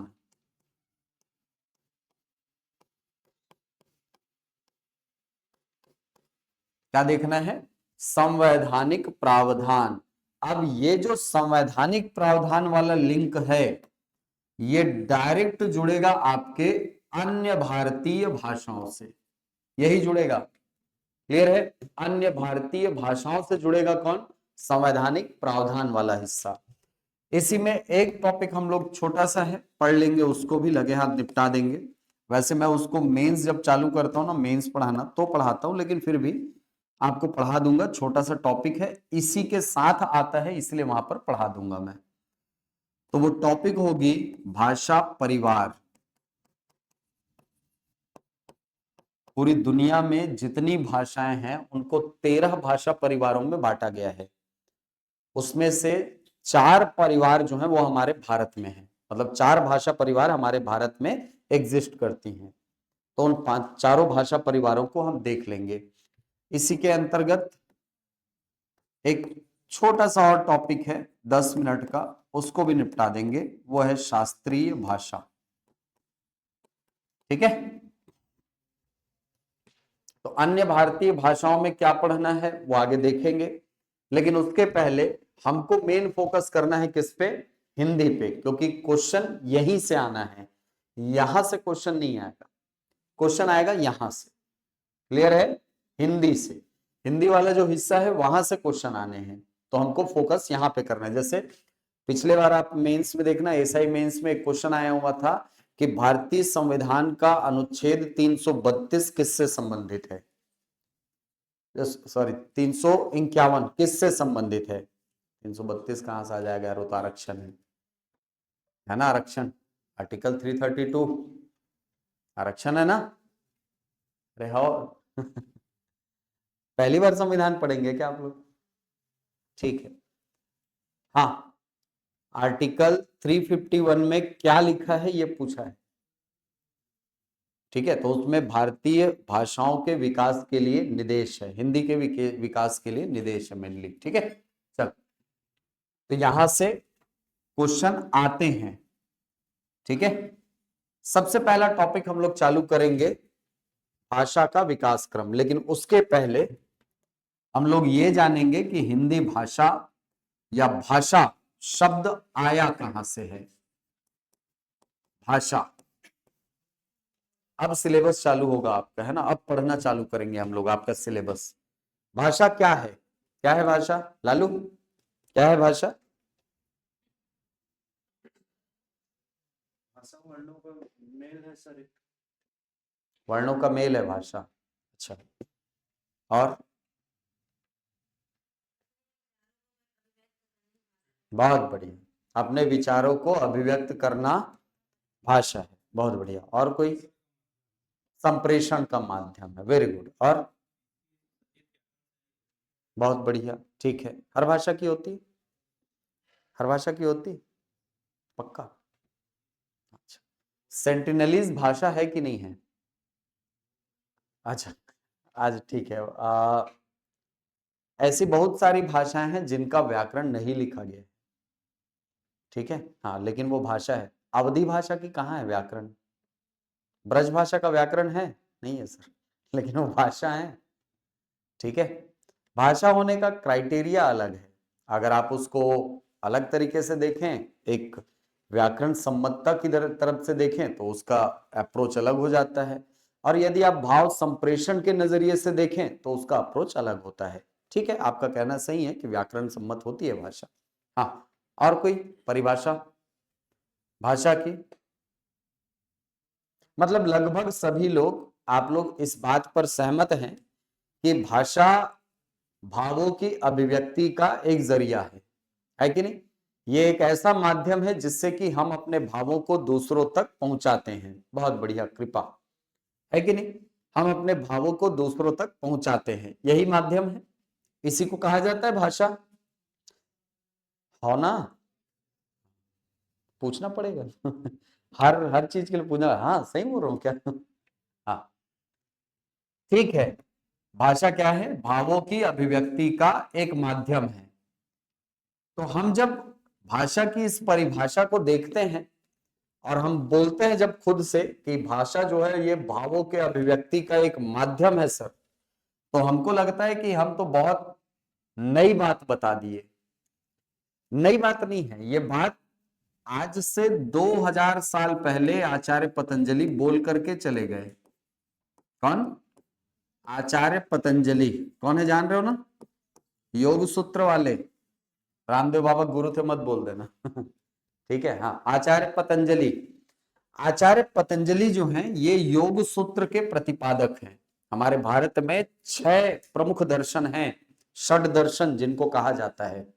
ये हमारे भारतीय दर्शन का आधार है। ठीक है, ये भारतीय दर्शन के आधार है। 6 अलग अलग दर्शन हैं हमारे यहाँ, उनमें से एक दर्शन है योग, है कि नहीं? योग। उस योग दर्शन के प्रतिपादक कौन है? आचार्य पतंजलि। आचार्य पतंजलि ने न केवल आपको योग का दर्शन दिया, बल्कि भाषा के संबंध में भी इनका बहुत शोध कार्य है। आचार्य पतंजलि ने एक पुस्तक लिखी थी जिसका नाम था महाभाष्य। क्या नाम था? महाभाष्य। योग सूत्र के अलावा महाभाष्य भी लिखा है इन्होंने। ठीक है, ये महाभाष्य असल में आचार्य पाणिनि के द्वारा लिखी गई पुस्तक पर एक टीका थी। आचार्य पाणिनि ने जो पुस्तक लिखी थी उसका नाम था अष्टाध्यायी। पुस्तक का नाम क्या था? अष्टाध्यायी। इन्होंने संस्कृत के व्याकरण को 8 अलग अलग प्रतिपादों में, 8 अलग अलग खंडों में विभाजित किया और 8 अलग अलग खंडों में बांटकर उस किताब को लिखा था। इसीलिए उस किताब का नाम क्या रखा गया था? अष्ट अध्यायी, 8 अध्यायों वाली किताब। इन 8 अध्यायों में संस्कृत के नियमों को व्याकरणबद्ध करने का काम किया था आचार्य पाणिनि ने। आचार्य पाणिनि ने नियमबद्ध करने का काम किया था संस्कृत को। लेकिन ये जो अष्टाध्यायी लिखी गई थी, ये अष्टाध्यायी पाठकों के समझने में थोड़ी सी जटिल थी, थोड़ी सी कठिन थी। कठिन इसलिए थी क्योंकि ये जो भाषा है या ये जो पुस्तक है, ये सूत्रों के रूप में लिखी गई थी। सूत्र मतलब आज का कोडिंग लैंग्वेज। आज जैसे हम लोग कोड बोलते हैं ना, ठीक है, अपने दोस्त को बोल के जा रहे थे, अरे भाई सुनना, मेरे पास 20 रुपया है, अगली को ले जा रहा हूँ गुपचुप खिलाने, है ना, ठीक है, तो मेरे पास पैसा कम पड़ेगा ना, तो मैं आवाज दूंगा चिड़िया उड़ गई, चिड़िया उड़ गई, तो ला के मेरे को चुपचाप जेब में 20 रुपए डाल देना भाई, है नहीं? तो आप चिल्ला रहे हो वैसे, चिड़िया उड़ गई, चिड़िया उड़ गई। इसको नहीं समझ आ रहा है, लेकिन आपका दोस्त समझ गया है कि नहीं? क्योंकि आप उस दोस्त को समझा के रखे हो, है कि नहीं? हाँ, मतलब वो इन चीजों के बारे में थोड़ी सी रुचि रखता है, जानता है। तो जब आचार्य पतंजलि ने, सॉरी, आचार्य पाणिनि ने ये पुस्तक लिखी तो ये सूत्रों के रूप में लिखी थी। अब सूत्रों के रूप में लिखी थी तो उन लोगों को जो नया नया पढ़ना चालू कर रहे हो, उनको चीजें समझ में ही नहीं आती थी, क्या लिख के चले गए। लेकिन वो लोग जिन्होंने इसके बारे में जाना है, जिनको पीढ़ी दर पीढ़ी ये प्राप्त हुआ है, उनको उनके पास ये नॉलेज था। उसी परंपरा में आते हैं कौन? आचार्य पतंजलि। तो आचार्य पतंजलि ने क्या किया कि ये जो आचार्य पाणिनि की पुस्तक थी अष्टाध्यायी, इसको सरल करके लिखने का काम किया। ठीक है, और उस पुस्तक का क्या नाम रखा? महाभाष्य। भाष्य का मतलब होता है टीका करना, कमेंट्री करना। ठीक है, जैसे रामचरितमानस तुलसीदास जी लिख दिए। अब आज के जो कथावाचक लोग हैं वो क्या करते हैं? वो उन्हीं चौपाइयों पर, उन्हीं दोहों पर, उन्हीं छंदों पर क्या करते हैं? टीका करते हैं।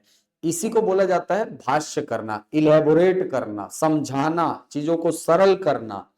तो आचार्य पतंजलि ने आचार्य पाणिनि की जो पुस्तक थी अष्टाध्यायी, उसको सरल करने का काम किया था। ठीक है, और इसी महाभाष्य में पहली बार परिभाषित की गई है भाषा। सबसे पहली बार परिभाषा दी गई कहां? आचार्य पतंजलि की पुस्तक महाभाष्य में। और आचार्य पतंजलि महाभाष्य में भाषा को परिभाषित करते हुए कहते हैं भाषम व्यक्तायाम वाची। भाषम व्यक्तायाम वाची। भावम मनेन उपजन्ते, मनेन उपजन्ते, अर्थात देखो कितनी आसान हो गया समझने में, भाषा है कि नहीं। भाषा व्यक्त करती है बोलकर, वाची वाक धातु, वाक यानी बोलना।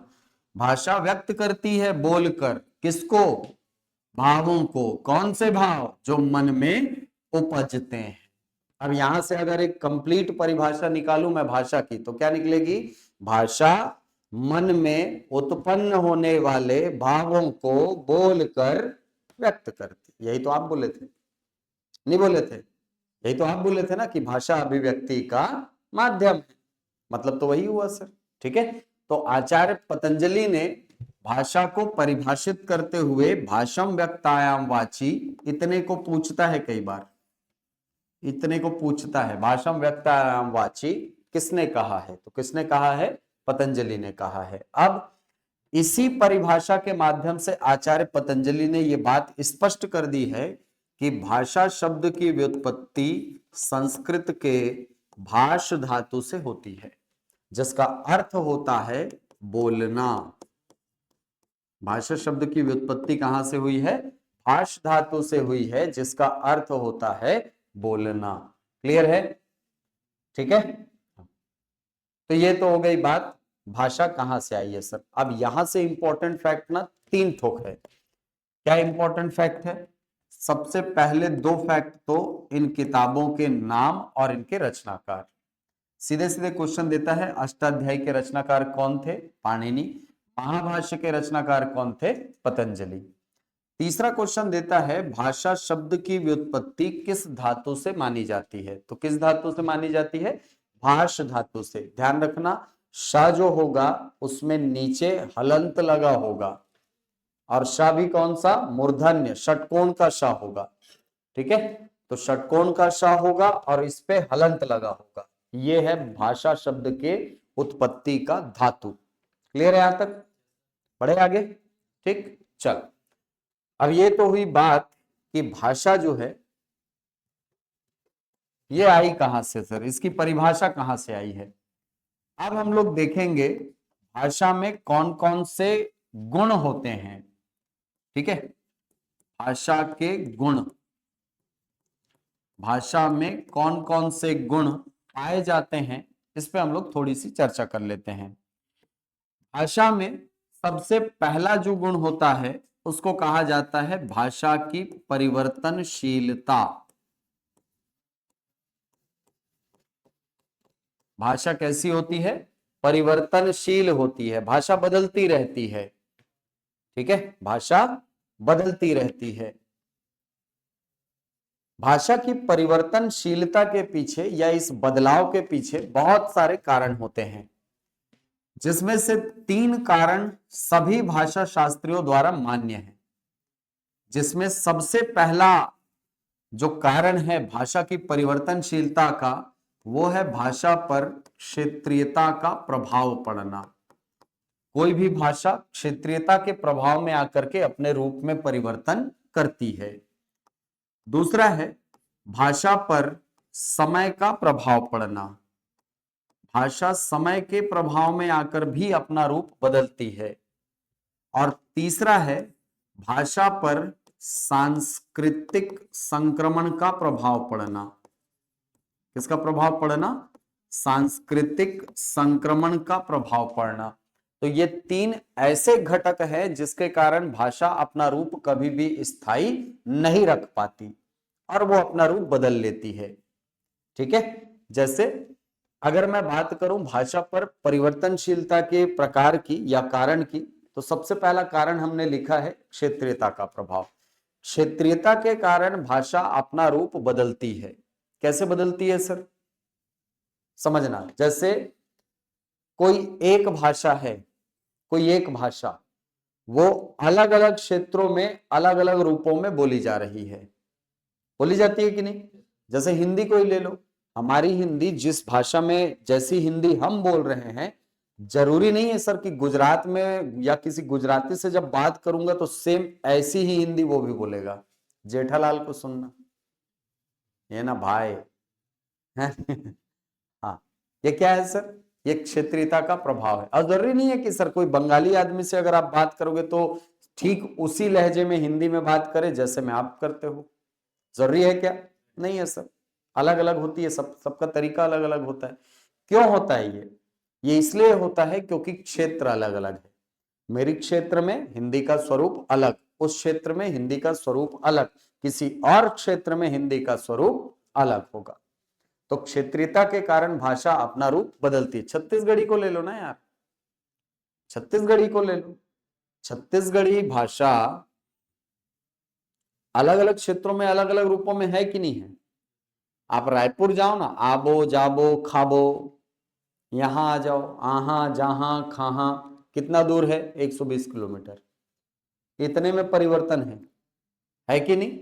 इसलिए तो बोलते हैं कोस कोस में पानी बदले, चार कोस में बानी, है नहीं? कोस कोस में पानी बदल जाता है, और कोस, थोड़ी कोस मतलब डिस्टेंस, दूरी, और दूरी बढ़ने के साथ भाषा का रूप भी बदल जाता है। क्लियर? हाँ, तो क्षेत्रीयता का प्रभाव पड़ता है भाषा पर, इसीलिए वो अपना रूप बदलती है। भाषा की परिवर्तनशीलता का दूसरा कारण है भाषा पर समय का प्रभाव पड़ना। समय के कारण भी भाषा अपना रूप बदलती है, और इसके पीछे जो घटक काम करता है वो है मानवीय प्रवृत्ति। कौन सा घटक है? मानवीय प्रवृत्ति। मानवीय प्रवृत्ति कैसे भाषा को प्रभावित करती है सर? करती है जैसे जैसे एक चीज समझना, आज जिस भाषा में हम बात कर रहे हैं, आप खुद सोचो, क्या 400-500 साल पहले ये भाषा ठीक वैसी ही रही होगी जैसी आज बोली जा रही है? नहीं, बदला है ना रूप। क्यों बदल गया? समय के कारण, अपने आप। नहीं, इसके पीछे ह्यूमन टेंडेंसी है, मानवीय प्रवृत्ति है। मानवीय प्रवृत्ति ये कहती है कि आप कठिन शब्दों का उच्चारण मत करो। क्या मत करो? कठिन शब्दों का उच्चारण मत करो। एक काम करो, कठिन शब्द को अपने तरीके से सरल करो और उस सरल रूप को व्यवहार में लाओ। इसीलिए तो मैं जब हर साल गांव जाता हूं तो कभी ना कभी सुन लेता हूं, ट्रैक्टर खरीदे हो इस साल। ट्रैक्टर, ट्रैक्टर नहीं होता सर, ट्रैक्टर होता है गांव में। क्यों? ट्रैक्टर बोलना आसान है, ट्रैक्टर बोलना कठिन है। होता है ऐसा? हाँ, तो ऐसे ही संस्कृत में बहुत सारे शब्द जो थे ना वो जटिल अवस्था में थे, मतलब उच्चारण में थोड़ा सा कठिन थे। उन कठिन शब्दों को मनुष्य ने अपने हिसाब से सरलीकृत करना प्रारंभ किया, और वही कारण है कि जो कठिन शब्द थे वो धीरे धीरे धीरे धीरे जाकर के सरल हो गए। ठीक है, सबसे पहले तत्सम की अवस्था रहती है, संस्कृत की अवस्था तत्सम की अवस्था है, थोड़ी सी बदलती है, अर्ध तत्सम की अवस्था आती है, और अर्ध तत्सम के बाद की अवस्था को कहा जाता है तद्भव रूप। ठीक है, जैसे अग्नि, अग्नि, आगी, आग, बदल गया। अग्नि से क्या बना? आग। क्यों बना? अग्नि बोलना कठिन लगा तो हमने आग बोलना चालू कर दिया। समझ आई बात? हमको क्षीर बोलना कठिन लगा था, इसीलिए हम लोग खीर बोलते हैं। हमको दुग्ध बोलना कठिन लगा, इसीलिए दूध बोलते हैं। गृंजन बोलना कठिन लगा तो गाजर बोल दिए। हाँ, गृंजन नाम सुन के ऐसा लग रहा है, अरे भाई भारी संस्कृत गाजर लगती थे निपोत का जानते हैं। है नहीं? ऐसे हंसे करो ना यार। समझे? गाजर, गाजर को गृंजन बोला जाता है संस्कृत में। क्यों सरल हो गया सर? गाजर बोलना आसान है सर, गृंजन बोलना कठिन था, कुचिका बोलना कठिन था, कुंजी बोलना, और कुची हो गया था से चाबी, कुची बोलते ना हम लोग। हाँ, वो हो गया, है कि नहीं? क्यों हो गया? सरल है सर, कुची बोलना, कुचिका बोलना कठिन था, क्षीरक बोलना कठिन था, खीरा बना दिए। क्षीरक बोलना कठिन था, खीरा बना दिए, बना दिए। हाँ सर, भित्ति बोलना कठिन था, भीत बना दिए, भीत मतलब दीवार। ठीक है, तो ये हमारे नेचर में है सर, ये हमारी प्रकृति में है कि हम कठिन शब्दों को अपने तरीके से सरल करते हैं। और उसी सरलता के भाव के कारण शब्दों का रूप बदल जाता है। क्लियर है? समझ आ गया? तो भाषा किसके कारण प्रभावित होती है? समय, समय के कारण। अब एक बार में तो होता नहीं, एक बार में तो होता नहीं, ऐसा नहीं होता ना कि अरे मैं बोल नहीं पा रहा हूं तो मैं आज से इसको ये बोलूंगा, ये नहीं होता।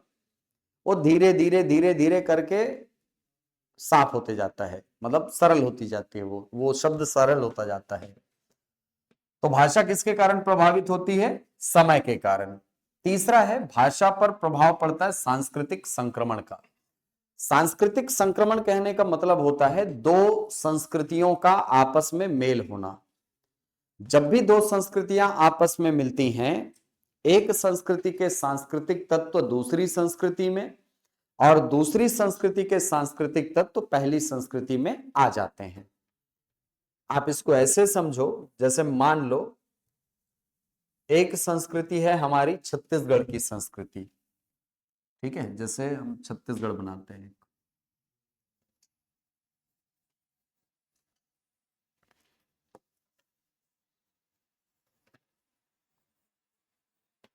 ठीक है, ये छत्तीसगढ़। अब हमारा छत्तीसगढ़ जो है, पूर्व की तरफ कौन सा राज्य है? ओडिशा राज्य है। हाँ। पश्चिम की तरफ कौन सा राज्य है? अरे यार पढ़े तो हो यार, ठीक तो है, महाराष्ट्र है। ठीक है। उत्तर में कौन आता है? उत्तर प्रदेश। दक्षिण में कौन है? आंध्र प्रदेश, तेलंगाना दोनों है नहीं? हाँ, आंध्र प्रदेश मेन आता है। हाँ, ठीक। अब यहां पर जो भाषा है ना, ये भाषा है मेनली यहां पर की हमारी भाषा है कौन सी? छत्तीसगढ़ी। अब उसका रूप थोड़ा बहुत भले अलग है, लेकिन है तो मूलतः छत्तीसगढ़ी। ठीक है। ये जो बॉर्डर वाला इलाका है, ये जो किनारे किनारे वाला इलाका, खासकर ये महासमुंद वाला इलाका है ना अपना, क्या बोलते हैं, नहीं ना महासमुंद यार, महासमुंद रायगढ़ वाला इलाका बोल दो, है ना?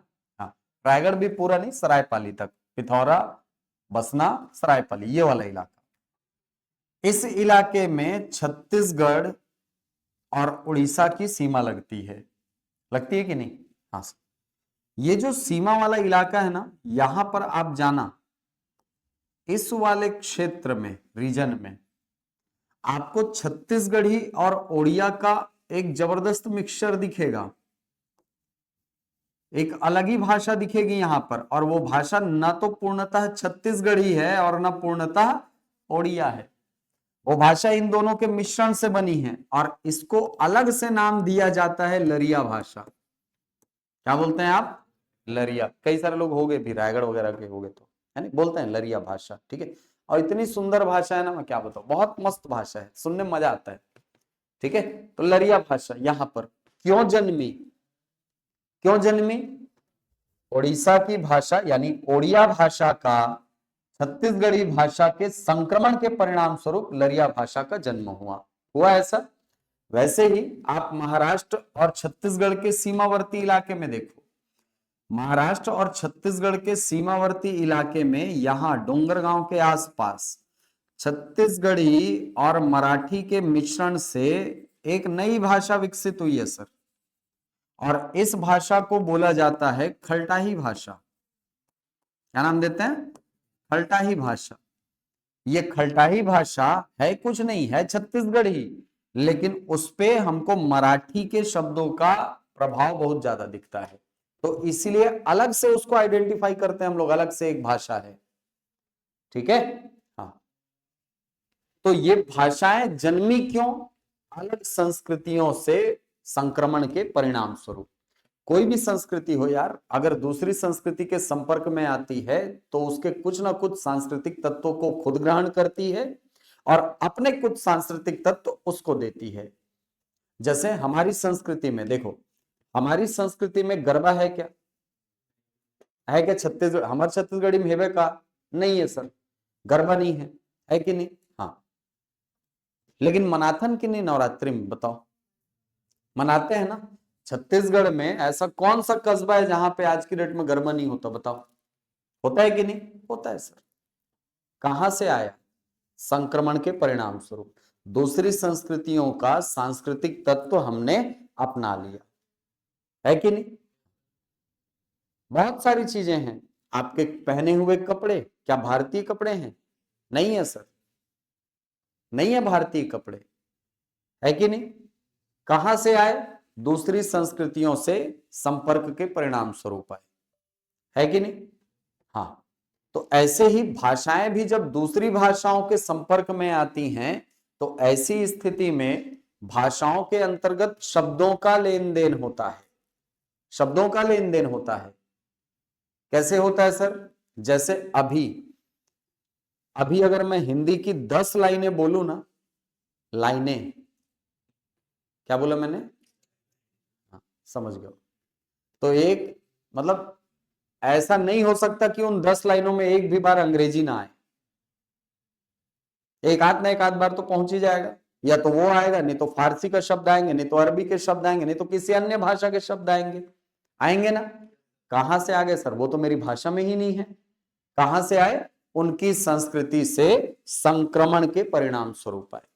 तो सांस्कृतिक संक्रमण का मतलब होता है दो संस्कृतियों का आपस में मिलना। जब भी दो संस्कृतियां आपस में मिलती हैं, यहां के शब्द यहां और यहां के शब्द यहां आते हैं, और जहां शब्दों का लेन देन हुआ मतलब भाषा का रूप बदलेगा। क्लियर है? हाँ, चल। तो परिवर्तनशीलता के पीछे, भाषा की परिवर्तनशीलता के पीछे ये तीन सबसे प्रमुख कारण होते हैं। कौन कौन से? क्षेत्रीयता, समय का प्रभाव और, ठीक है, चल अगला। दूसरा दूसरा गुण, और क्या गुण होता है सर भाषा में? भाषा का एक गुण होता है यादृच्छिकता,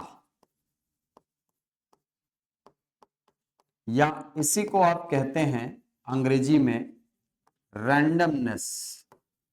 क्या कहते हैं? रैंडमनेस। यादृच्छिकता मतलब क्या है सर? यादृच्छिकता कहने का मतलब होता है किसी भी चीज का रैंडमली हो जाना।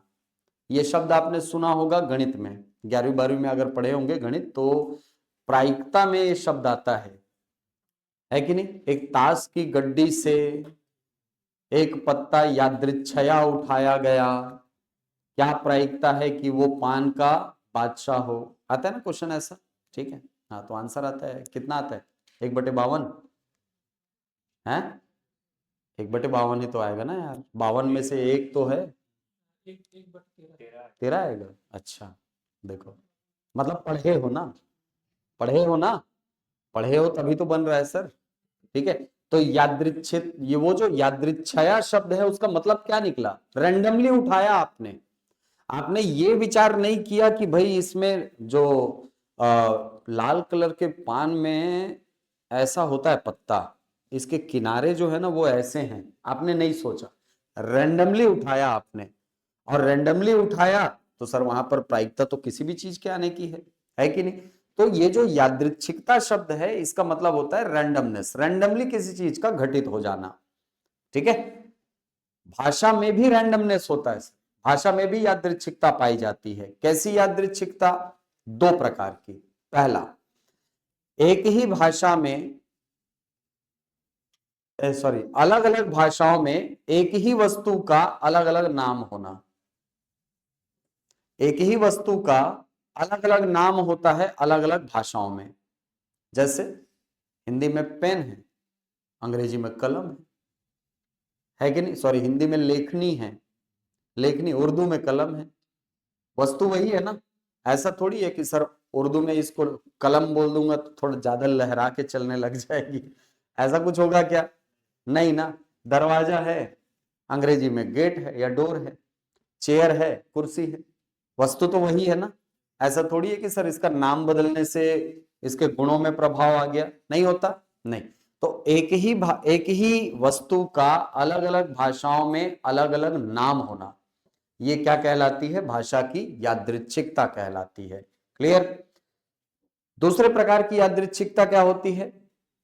किसी वस्तु के नामकरण के पीछे तर्क का अभाव होना, लॉजिक का अभाव होना, इसको भी क्या कहा जाता है? यादृच्छिकता कहा जाता है।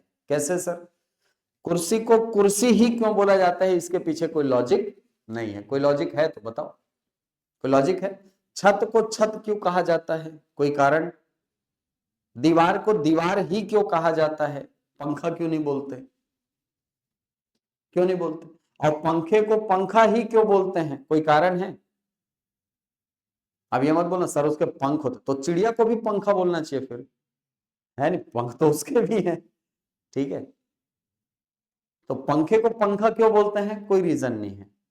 केश को केश क्यों बोला जाता है, कोई कारण नहीं है। समझे बात? तो आप जब वस्तुओं के नामकरण पर जाते हैं तो वस्तुओं के नामकरण के पीछे तर्क का अभाव होता है, और इसी को कहा जाता है भाषा की यादृच्छिकता। आपने रैंडमली नाम रखा हुआ है सर चीजों का, समझे? पेड़ को पेड़ ही क्यों बोलते हैं, कोई कारण नहीं है। कोई कारण है क्या, बताओ?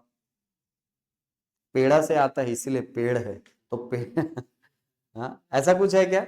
नहीं ऐसा, ठीक है? तो किसी वस्तु के नामकरण के पीछे तर्क का अभाव होना भाषा की यादृच्छिकता है। तीसरा, भाषा सदैव सरलता की ओर अग्रसर होती है।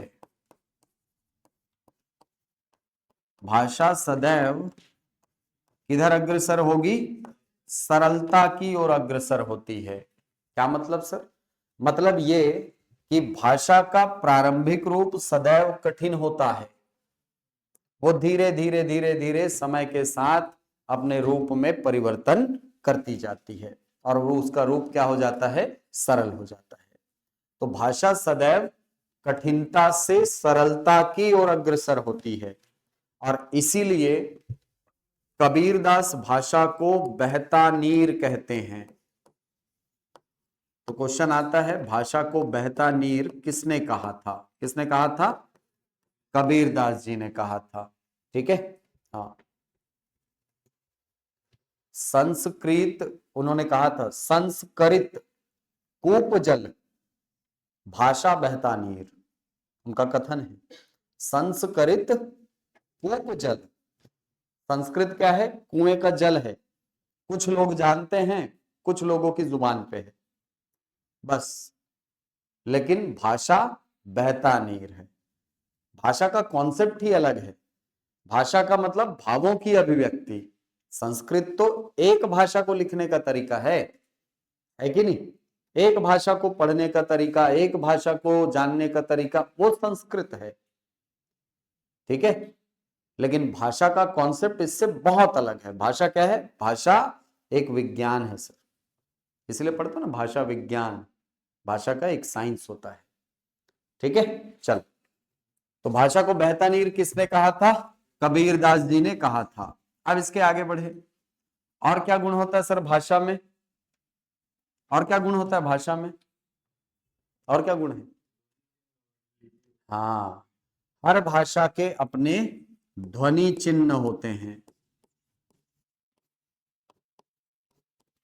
हर भाषा के अपने ध्वनि चिन्ह होते हैं। ध्वनि चिन्ह कहने का सीधा सा मतलब है लिखने का तरीका या लिपि, ठीक है? तो हर भाषा के अपने ध्वनि चिन्ह होते हैं,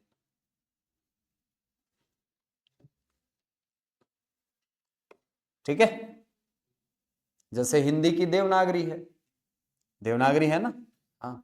संस्कृत की पुराना रूप, संस्कृत का पुराना रूप देखोगे तो वो ब्राह्मी लिपि में लिखी जाती थी, बाद में और सरल हुई तो और रूप बदला, और सरल हुई तो और रूप बदला, ठीक है? अंग्रेजी रोमन में लिखी जाती है, ऐसे अलग अलग भाषाएं अलग अलग लिपियों में लिखी जाती है। अभी बताया ना, संथाली ओल्ची की लिपि में लिखी जाती है, ध्यान रहेगा? तो ये हैं भाषा के गुण। बढ़े आगे।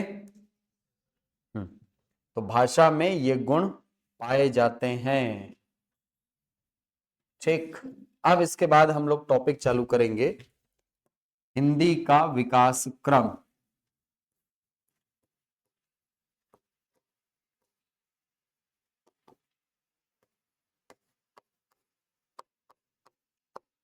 टॉपिक का नाम है हिंदी का विकास क्रम, ठीक है?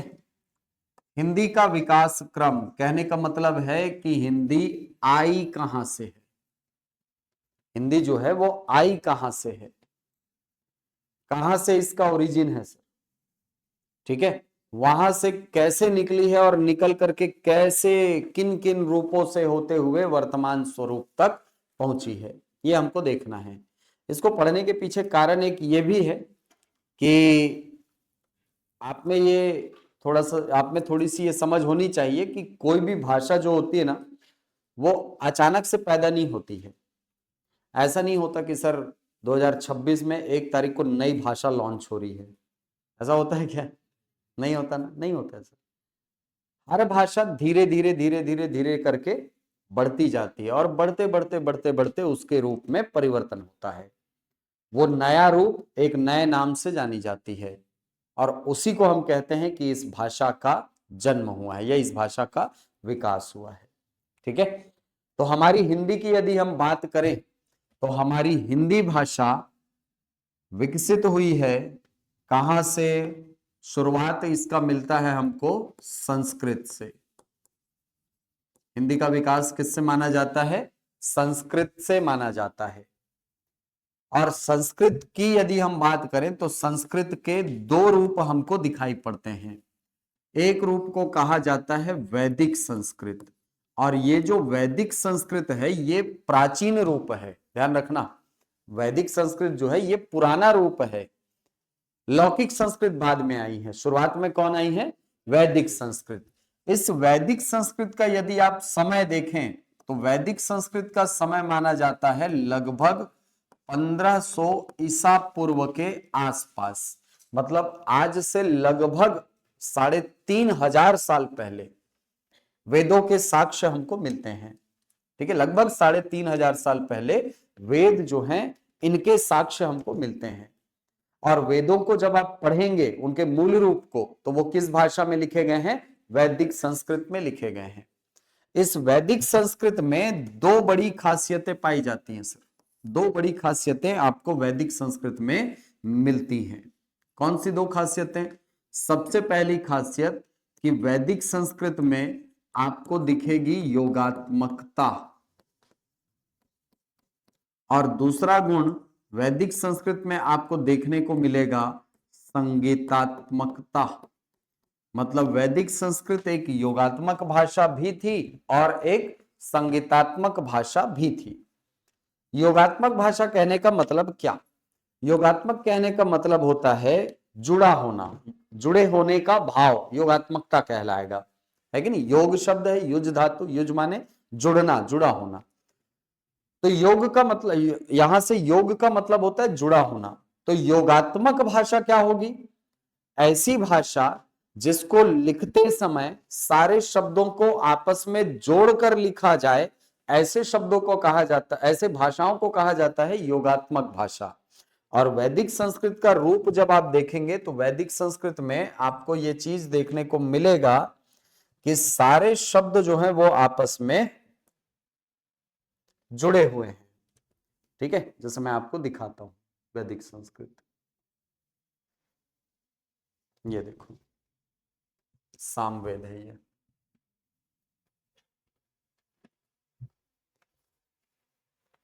ये देखो, दिख रहा है अपने को? ऐसे नहीं लग रहा है कि यहां से लेकर के वहां तक एक ही शब्द है, लग रहा है ना? और उसके बाद जो शब्द चालू हुआ है उसका तो कोई और छोर नहीं दिख रहा है, देख लो, दिख रहा है? यहां तक ऐसे लग रहा है कि एक ही शब्द है, दिख रहा है ना? ये केवल दृष्टि भ्रम है, ये केवल भ्रम है हमारा। सारे शब्द आपस में जुड़े हुए हैं, केवल इसलिए ये हमको लग रहा है कि सारे शब्द, मतलब इतना पूरा मिला करके यहां से लेकर के यहां तक केवल एक शब्द, ये केवल भ्रम है नहीं ऐसा। यहां पर शब्द बीच बीच में टूटे हुए हैं। जैसे यहां देखो छंदोपनिछंद लिखा हुआ है ना, हाँ, तो ये छंद उपनि उप, ठीक है, उप, हाँ, उपद, ऐसा तिछंद ऐसा लिखा हुआ है। ये मतलब तोड़ तोड़ करके लिखा हुआ है। ये आप अगर इसको तोड़ने के लिए जाएंगे तो ये टूटेगा जरूर। ठीक है, क्योंकि संस्कृत में एक बहुत जबरदस्त चीज होती थी सर, जिसको आप संधि के नाम से जानते हैं, सुने हैं ना? आपको किसी व्याकरण में पढ़ने को नहीं मिलेगा, हिंदी और इसमें मिलेगा आपको, मिलता है कि नहीं? हाँ, वो संस्कृत से ही आई हुई है। संधि की जो संक्रियाएं हैं वो कहां से आई हुई है? संस्कृत से आई हुई हैं। तो कहने का मतलब ये है, मैं आपको ये बताना चाह रहा था कि भाई सारे शब्द आपस में जुड़े हुए हैं, और इसीलिए वेदों की भाषा को क्या कहा गया है? योगात्मक भाषा। ठीक है। अब दूसरा गुण है वैदिक संस्कृत का, कि वैदिक संस्कृत एक संगीतात्मक भाषा भी है।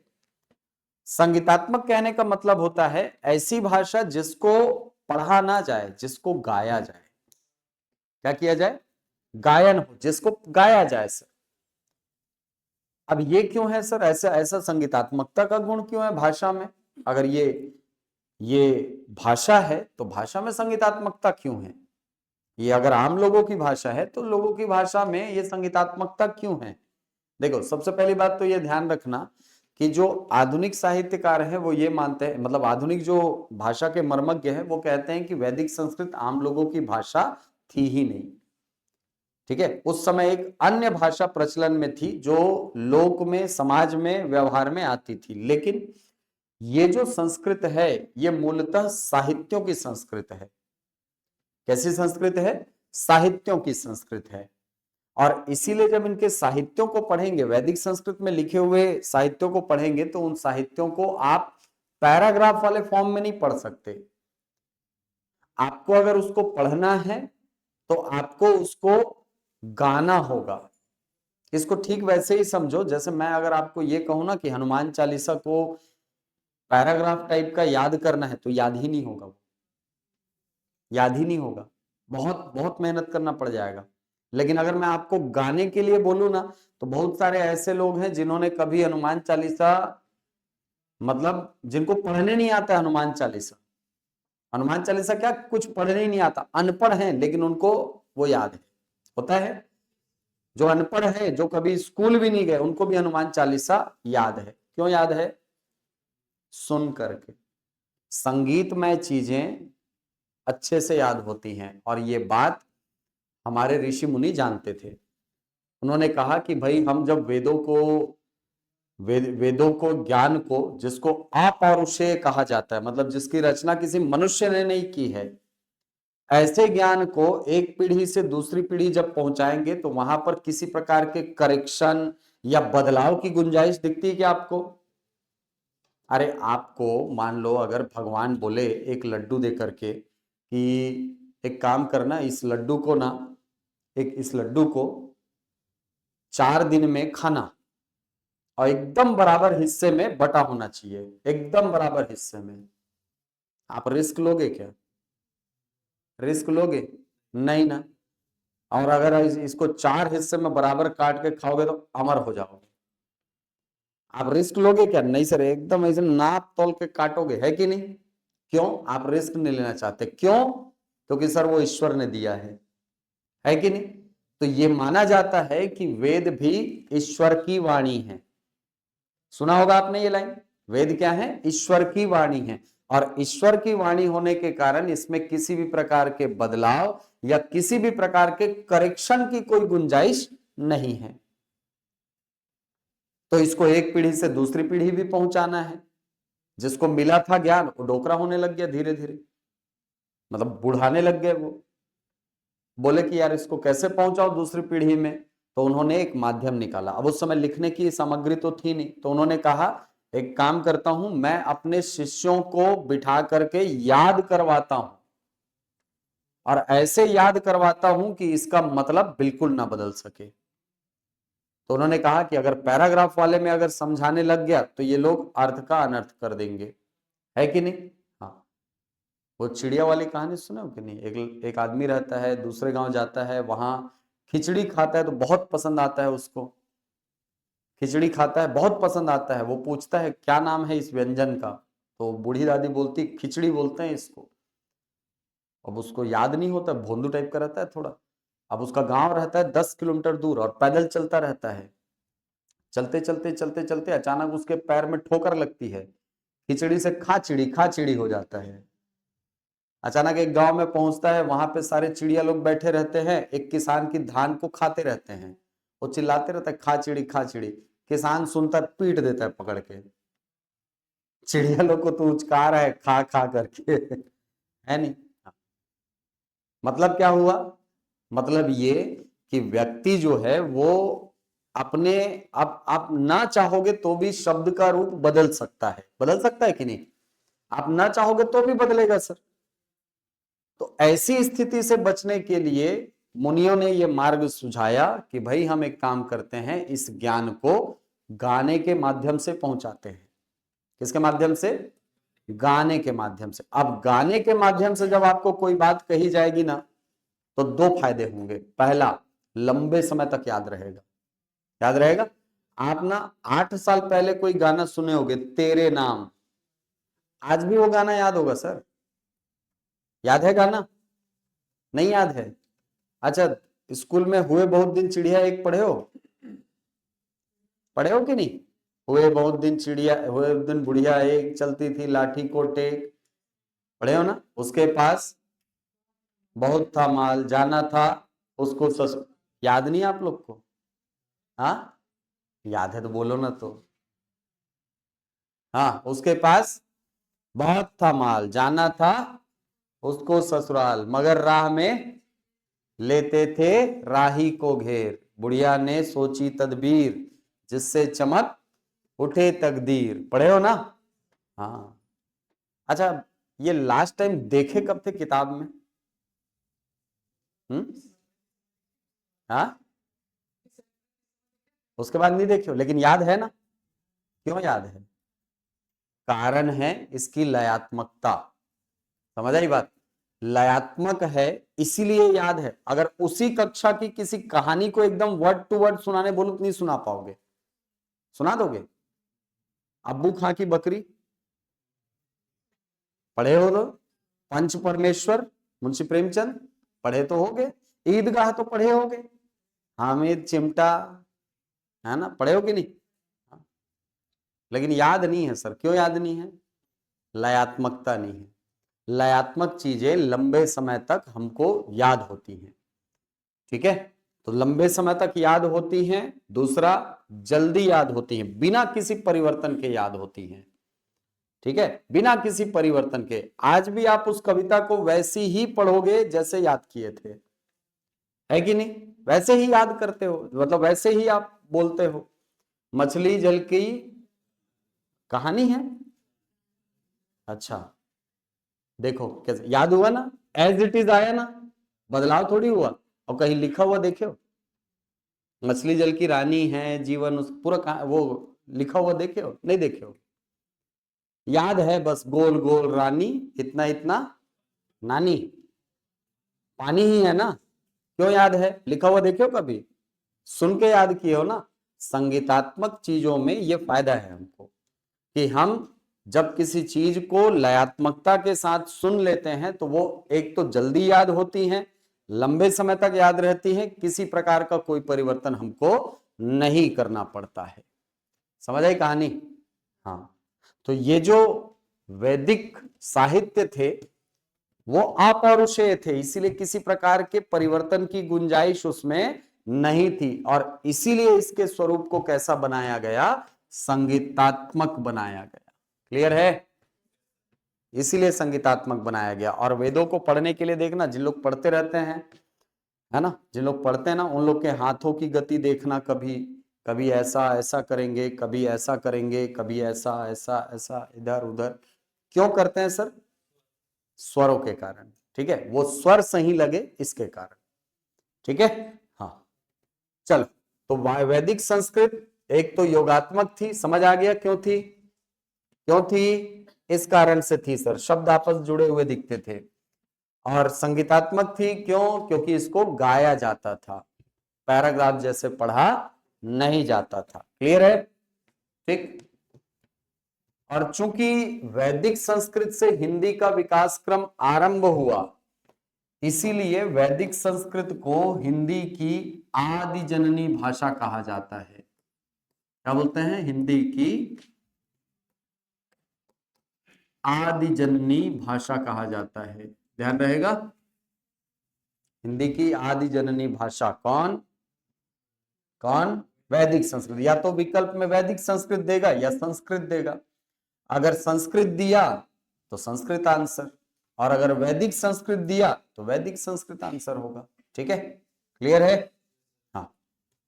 अब मैंने आपको बताया कि कोई भी भाषा हो वो समय के प्रभाव के कारण धीरे धीरे धीरे धीरे अपना रूप बदलती है, परिवर्तन होता है उसके फॉर्म में। तो वैदिक संस्कृत भी तो है, तो एक भाषा ही। तो वैदिक संस्कृत भी धीरे धीरे धीरे करके अपने रूप में परिवर्तन करती है, और वैदिक संस्कृत के परिवर्तन से भाषा का जो रूप सामने आता है उसको कहा जाता है लौकिक संस्कृत। क्या नाम देते हैं आप? लौकी नहीं है रे, लौकिक है। हाँ, भात खाए मन लागत है लौकी साग में। लौकिक संस्कृत, ठीक है। लौकिक संस्कृत वैदिक संस्कृत की तुलना में आसान थी, और लौकिक संस्कृत में गद्यों का लेखन प्रारंभ हुआ। लिखना, पैराग्राफ वाली राइटिंग गद्यों का शुरू हुआ बड़े पैमाने पर। ऐसा नहीं है कि इसके पहले नहीं लिखा गया था। इसके पहले अगर आप यजुर्वेद देखेंगे तो यजुर्वेद में एक सूक्त जो है उसका एक मंडल, ठीक है, कृष्ण यजुर्वेद दो भाग में मिलता है यजुर्वेद, एक कृष्ण यजुर्वेद है, एक शुक्ल यजुर्वेद। कृष्ण यजुर्वेद का एक सूक्त का एक मंडल जो है वो लिखा है गद्य वाले फॉर्म में, पैराग्राफ वाले फॉर्म में। ठीक है, तो ऐसा नहीं है कि पैराग्राफ राइटिंग पहले नहीं चलती थी, लेकिन तुलनात्मक रूप से बहुत कम होती थी। ठीक है, तो वैदिक संस्कृत के बाद आता है कौन सा चरण? लौकिक संस्कृत का। लौकिक संस्कृत का समय माना जाता है लगभग 1000 ईसा पूर्व के आसपास, 1000 ईसा पूर्व के आसपास। अब लौकिक संस्कृत के बारे में बहुत ज्यादा खास है नहीं। लौकिक संस्कृत भी धीरे धीरे धीरे धीरे करके क्या हो जाएगी? सरलीकृत हो जाएगी। लौकिक संस्कृत के सरलीकरण से भाषा का जो रूप सामने आता है इसको कहा जाता है पाली भाषा। क्या नाम देते हैं आप? पाली भाषा। पाली भाषा हमको दिखाई पड़ती है साहित्यों में लगभग 500 ईसा पूर्व के आसपास, और पाली भाषा को भारत की प्रथम जनभाषा होने का दर्जा प्राप्त है।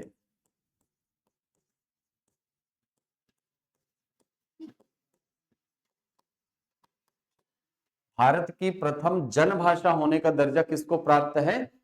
पाली भाषा को प्राप्त है। क्यों सर, ऐसा क्यों? ऐसा क्यों? पाली भाषा को क्यों ये दर्जा प्राप्त है? पाली भाषा को इसलिए दर्जा प्राप्त है क्योंकि ये पहली ऐसी भाषा है जिसका प्रयोग आम लोगों में किया जाता था। इस बात के भी सबूत है हमारे पास, और वो सबूत किस रूप में है? बौद्ध साहित्यों के रूप में। जब आप बौद्ध साहित्यों को पढ़ेंगे तो बौद्ध साहित्यों में जितने भी बौद्ध साहित्य जो खासकर हीनयान शाखा के हैं, दो शाखाएं हैं, हीनयान महायान, तो जो हीनयान शाखा के साहित्य हैं वो सब के सब पाली भाषा में लिखे गए हैं।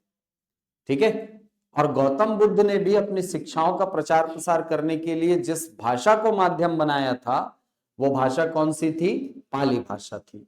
अब सवाल यह आता है कि सर पाली भाषा को क्यों माध्यम बनाया होगा? इतने ज्ञानी थे, संस्कृत में बात कर लेते।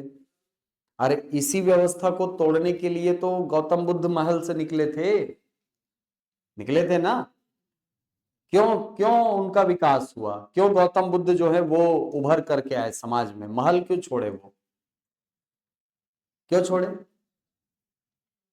हाँ, गौतम बुद्ध क्यों छोड़े? अच्छा खासा राजा के बेटे थे यार, शुद्धोधन राजा के बेटे थे, शाक्य कुल नाम था उनका, शाक्य वंश, बड़ा वंश था ना। क्यों क्यों घर को छोड़ दिए भाई? ज्ञान प्राप्ति। ज्ञान घर में बैठ के नहीं मिलता आपको, रोज इतना ज्ञान देते हैं घर वाले सन्यासी बनने के लिए। अच्छा है, किसके लिए? धर्म उपदेश? समझा नहीं यार। लोगों के लिए,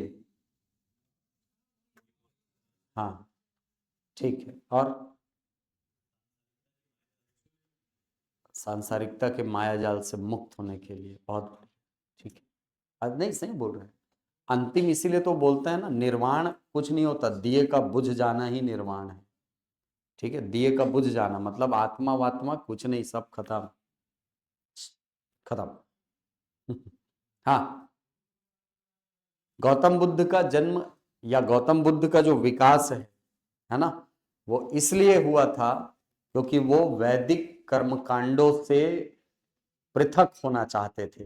उनको दिखा समाज में, उनमें और कबीर में सेम चेतना दिखती है। मैं चूंकि लिटरेचर का, साहित्य का विद्यार्थी हूं ना, तो मुझे इन दोनों में ना एक ही प्रकार का कॉन्सियसनेस, एक ही प्रकार की चेतना दिखती है।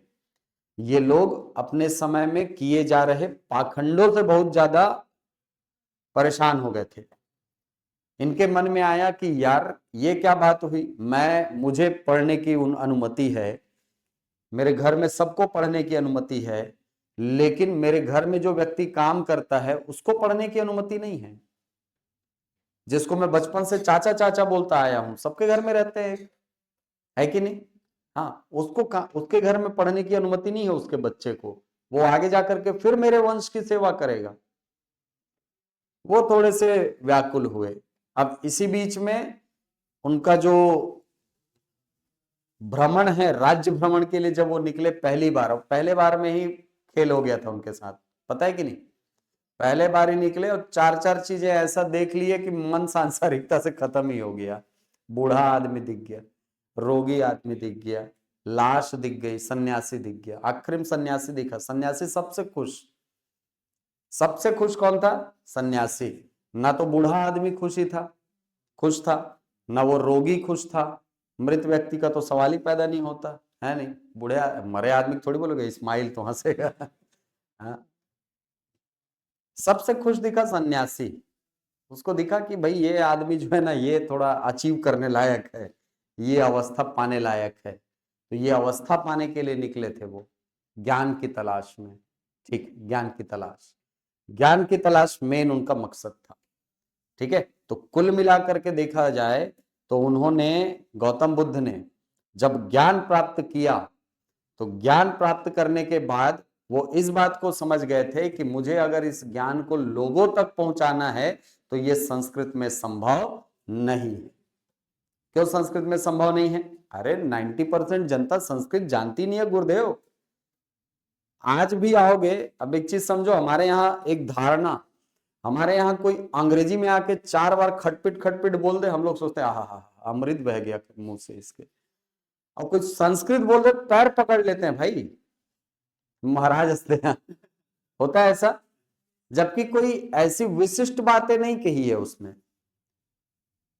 कोई विशिष्ट बात नहीं कही है सर, वो एकदम सामान्य बात कर रहा है आपसे। बस ये है, भाषांतर होने के कारण आपको समझ में नहीं आ रही है, तो आपको लग रहा है। कठिन चीजों का हम हमेशा सम्मान करते आए हैं, ध्यान रखना। जो चीजें हमारे आउट ऑफ सिलेबस हो जाती है ना, खोपड़ी के, हम उसको भगवान मान लेते हैं। बिजली चमकी, समझ नहीं आया, इंद्रदेव बना दिए। है कि नहीं? पानी में डूब के कोई खत्म हुआ, अरे ये तो बलि लेता है, देवता है, बना दिए ना भगवान। हाँ, ठीक है, तो ये कारण है। तो गौतम बुद्ध ने इन्हीं चीजों का विरोध करने के लिए एक तरीके से उनके मन में आया कि भाई जब मुझे सही ज्ञान मिल गया है तो मैं जो है लोगों तक इसका जब प्रचार कर रहा हूं, तो प्रचार जो है ये इनकी भाषा में करूं। लोगों की नब्ज पकड़ी गौतम बुद्ध ने, समाज को टटोला और सोचा कि अगर मैं भी संस्कृत में बात करने लग जाऊंगा, मैं भी संस्कृत में ज्ञान बांटने लग जाऊंगा, तो मुझ में और इस पोंगा पंडित में कोई अंतर नहीं रह जाएगा। है कि नहीं? बहुत सारे लोग रहते हैं, कई सारे ज्ञानी भी रहते हैं, बहुत ज्ञानी रहते हैं। ठीक है, बहुत ज्ञानी रहते हैं कई लोग, और कई लोग ठीक है रहते हैं, बस भरण पोषण चल रहे हैं उनका, ऐसे वाले भी रहते हैं। ठीक है, जीविका उपार्जन भी एक कारण होता है इसका। ठीक, तो भारत की प्रथम जनभाषा इसीलिए कहा गया क्योंकि ये जो भाषा है ये आम लोगों की भाषा थी। आम लोग इसमें संवाद करते थे, आम लोग इसमें बात करते थे। ठीक है, ओके। हाँ, तो पाली भाषा को भारत की प्रथम जनभाषा का दर्जा दिया जाता है। और आगे बढ़ते हैं समय के साथ धीरे धीरे धीरे धीरे, तो पाली भाषा भी हमको बदलती हुई दिखती है। पाली भाषा का रूप बदलता है लगभग पहली सदी के आसपास, फर्स्ट सेंचुरी। कुछ लोग इसको 200-300 ईसा पूर्व भी मानते हैं, क्योंकि उस काल के भी हमारे पास कुछ साहित्य तो हैं, हेमचंद्र वगैरह के साहित्य जो बाद में लिखे गए हैं वो उन्हीं पर आधारित हैं। तो पहली सदी के आसपास पाली भाषा के सरलीकरण से भाषा का जो रूप सामने आया उसको नाम दिया जाता है प्राकृत भाषा। ठीक है, कौन सी भाषा? प्राकृत भाषा। ये जो प्राकृत भाषा है ये हमारे भारत में शिलालेखों की प्रथम भाषा बनती है। किसकी भाषा बनेगी? ये शिलालेखों की प्रथम भाषा बनती है। अब ऐसा क्यों बोल रहे हैं सर हम लोग कि ये शिलालेखों की प्रथम भाषा है? इसका कारण यह है कि हमारे पास अभी तक ज्ञात पढ़े जा सकने योग्य जो शिलालेख हैं वो अशोक के हैं, सम्राट अशोक है ना, उनके जो शिलालेख हैं वो लिखे गए हैं प्राकृत भाषा में। प्राकृत भाषा ब्राह्मी लिपि, भारत की सीमा में जो है वो लिखे गए हैं प्राकृत भाषा ब्राह्मी लिपि में। बाहर आपको मिल जाएगा अरेमाइक लिपि में, खरोष्ठी लिपि में बाहर मिल जाएगा, लेकिन भारत की सीमा में यदि देखा जाए तो वो आपको मिलते हैं कौन सी लिपि में? ब्राह्मी लिपि में। भाषा कौन सी है? प्राकृत भाषा। ठीक, तो वो एक तरीके से आप समझ सकते हो कि ये जो प्राकृत भाषा है ये आम लोगों से व्यवहार में लाए जाने के लिए प्रयोग में नहीं लाई गई थी सर।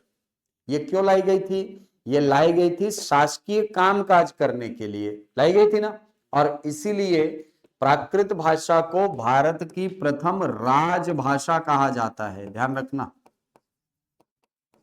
ठीक है, भारत की प्रथम राजभाषा, उस समय जो राज्य में प्रचलित थी भाषा वो कौन सी थी? प्राकृत भाषा थी। ठीक है, शिलालेखों के बारे में पढ़ना हिस्ट्री में भी इंपॉर्टेंट है। ठीक है, कितने शिलालेख हैं? 3 शिलालेख नहीं, 14 शिलालेख। ठीक है, नहीं पढ़ते तो सबको, पढ़ना चाहो तो सब। ठीक है, एक शिलालेख देखा हूं मैं, एक शिलालेख ऐसे प्रत्यक्ष देखा हूं। एक तो गांव में है, ऐसे पड़ा हुआ है, कोई सिक्योरिटी कुछ नहीं है, ऐसे पड़ा हुआ है वो। जैसे रामगढ़ जाओगे तो पड़ा हुआ है ना, रामगढ़ जाओगे तो ऐसे जाके छू सकते हो, देख सकते हो, सब कर सकते हो, वो लिपि में जो लिखा हुआ है प्राकृत में। ठीक है, जोगी मारा ऊपर चढ़ो जाके देख लो, अंदर घुस जाओ गुफा में, कोई देखने वाला नहीं है। ठीक है, तो वैसा ही वहां पर है, गांव है, गांव में ऐसे पड़ा हुआ है जयपुर के पास।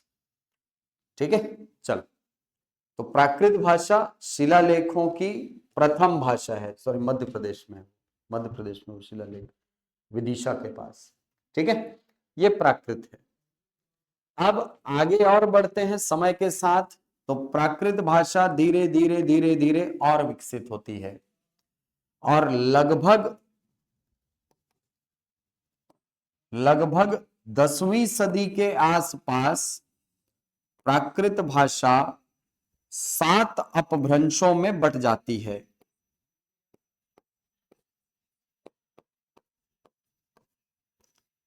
10वीं सदी के आसपास प्राकृत भाषा कितने भागों में बट जाती है?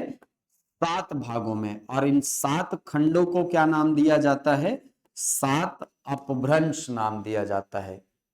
और पहली बार ऐसा होगा कि भाषा क्षेत्रीयता के प्रभाव में आकर के अपने स्वरूप में परिवर्तन करने वाली है। ठीक है, तो ये 7 खंड कौन से थे, इनका क्या क्या नाम था, इनका और क्या इंपॉर्टेंस है हिंदी के इतिहास पढ़ने में, ये सब अगले एपिसोड में। ठीक है ठीक है ना, चलो समझ में आई इतनी सारी चीजें। ठीक है, कैसे वैदिक संस्कृत आई, वैदिक संस्कृत से लौकिक आई, लौकिक से पाली है, पाली से प्राकृत है, प्राकृत से अपभ्रंश है, अपभ्रंशों की संख्या 7 है। भारत में लोगों के द्वारा व्यवहार में लाई जाने वाली पहली भाषा पाली। ऐसा नहीं है ना कि इसके पहले लोग बातचीत नहीं करते थे, समझना, भारत में पहली जन भाषा बोल रहा हूं, मतलब ऐसा नहीं है कि भाई आदमी भारत में जब बोलना चालू किया तो सीधे पाली बोलना चालू किया, ऐसा नहीं। भारत में पहले भी बातचीत होती रही होगी यार, है कि नहीं? भारत में पहले भी बातचीत होती, तभी तो साहित्य को लिखने का विचार आया होगा, है कि नहीं? हाँ, गौतम बुद्ध ने जब अपनी शिक्षाएं दी होंगी तो किसी न किसी भाषा में तो दी होंगी, और गौतम बुद्ध के पहले भी तो कोई ना कोई भाषा रही होगी, है कि नहीं? हाँ, तो ऐसा नहीं है कि उस समय लोग आपस में बातचीत नहीं करते थे, बातचीत करते थे वो, ठीक है, लेकिन हमारे पास लिखित साक्ष्य जो हैं वो इसके मिलते हैं प्राचीनतम भाषा के रूप में, और इसीलिए भारत की प्रथम जनभाषा कहा जाता है किसको? पाली भाषा को। क्लियर है यहां तक? ठीक है, चलो। हाँ सर, चल रहे मटके टम्मकटू, हाँ वही वाला ठीक है, चलिए, कोई डाउट नहीं? समझ में आ रही हिंदी? ये मत बोलना ना अभी सर क्या पढ़ा रहे हो सर, ये तो दिख भी नहीं रहा है सिलेबस में, ठीक है? हाँ, ये मत बोलना कि सर क्या पढ़ा रहे हो सर, ये तो सिलेबस में कहीं पे लिखा नहीं है, पाली प्राकृत कहाँ लिखा है सर, दिखाओ तो, मत बोलना ठीक है तो है, ठीक है। कल वो वाला टॉपिक कंप्लीट कर दूंगा लगभग, मतलब ये हिंदी का विकास क्रम जो है ये आपका कंप्लीट हो जाएगा, ये वाला हिस्सा, ठीक है। कहाँ है ये? हिंदी का विकास क्रम कंप्लीट कर दूंगा। इसके अलावा कल कोशिश करेंगे कि या तो उपभाषा, उपभाषा तो खैर बाद में भी पढ़ सकते हैं, संवैधानिक प्रावधानों को कल पढ़ लेंगे, ठीक है, क्योंकि कॉन्स्टिट्यूशनल प्रोविजन पढ़ना बहुत जरूरी है, डायरेक्ट क्वेश्चन आते हैं वहां से। तो अगर एक हफ्ते आया हूं मैं तो आपको कम से कम इतना तो टास्क दे करके जाऊं जिसमें कि आपको अच्छे से रिवीजन करते बने, है कि नहीं? कुछ तो मिलना चाहिए पढ़ने के लिए। अच्छा, किताब आप लोग जरूर एक ले लेना, अगर नहीं होगी तो। हाँ, किताब आप लोग ले लीजिए, विनय कुमार पाठक, पीएससी क्वेश्चन वहीं से उठाता है डायरेक्ट, ठीक है। डॉक्टर विनय कुमार पाठक, विनोद कुमार वर्मा, ठीक है, उठा लीजिए ये दोनों किताबें, बहुत अच्छी किताब है, अच्छी किताब है, ठीक है। चल, मिलते हैं फिर कल संवैधानिक प्रावधान कंप्लीट कर दूंगा ना मैं।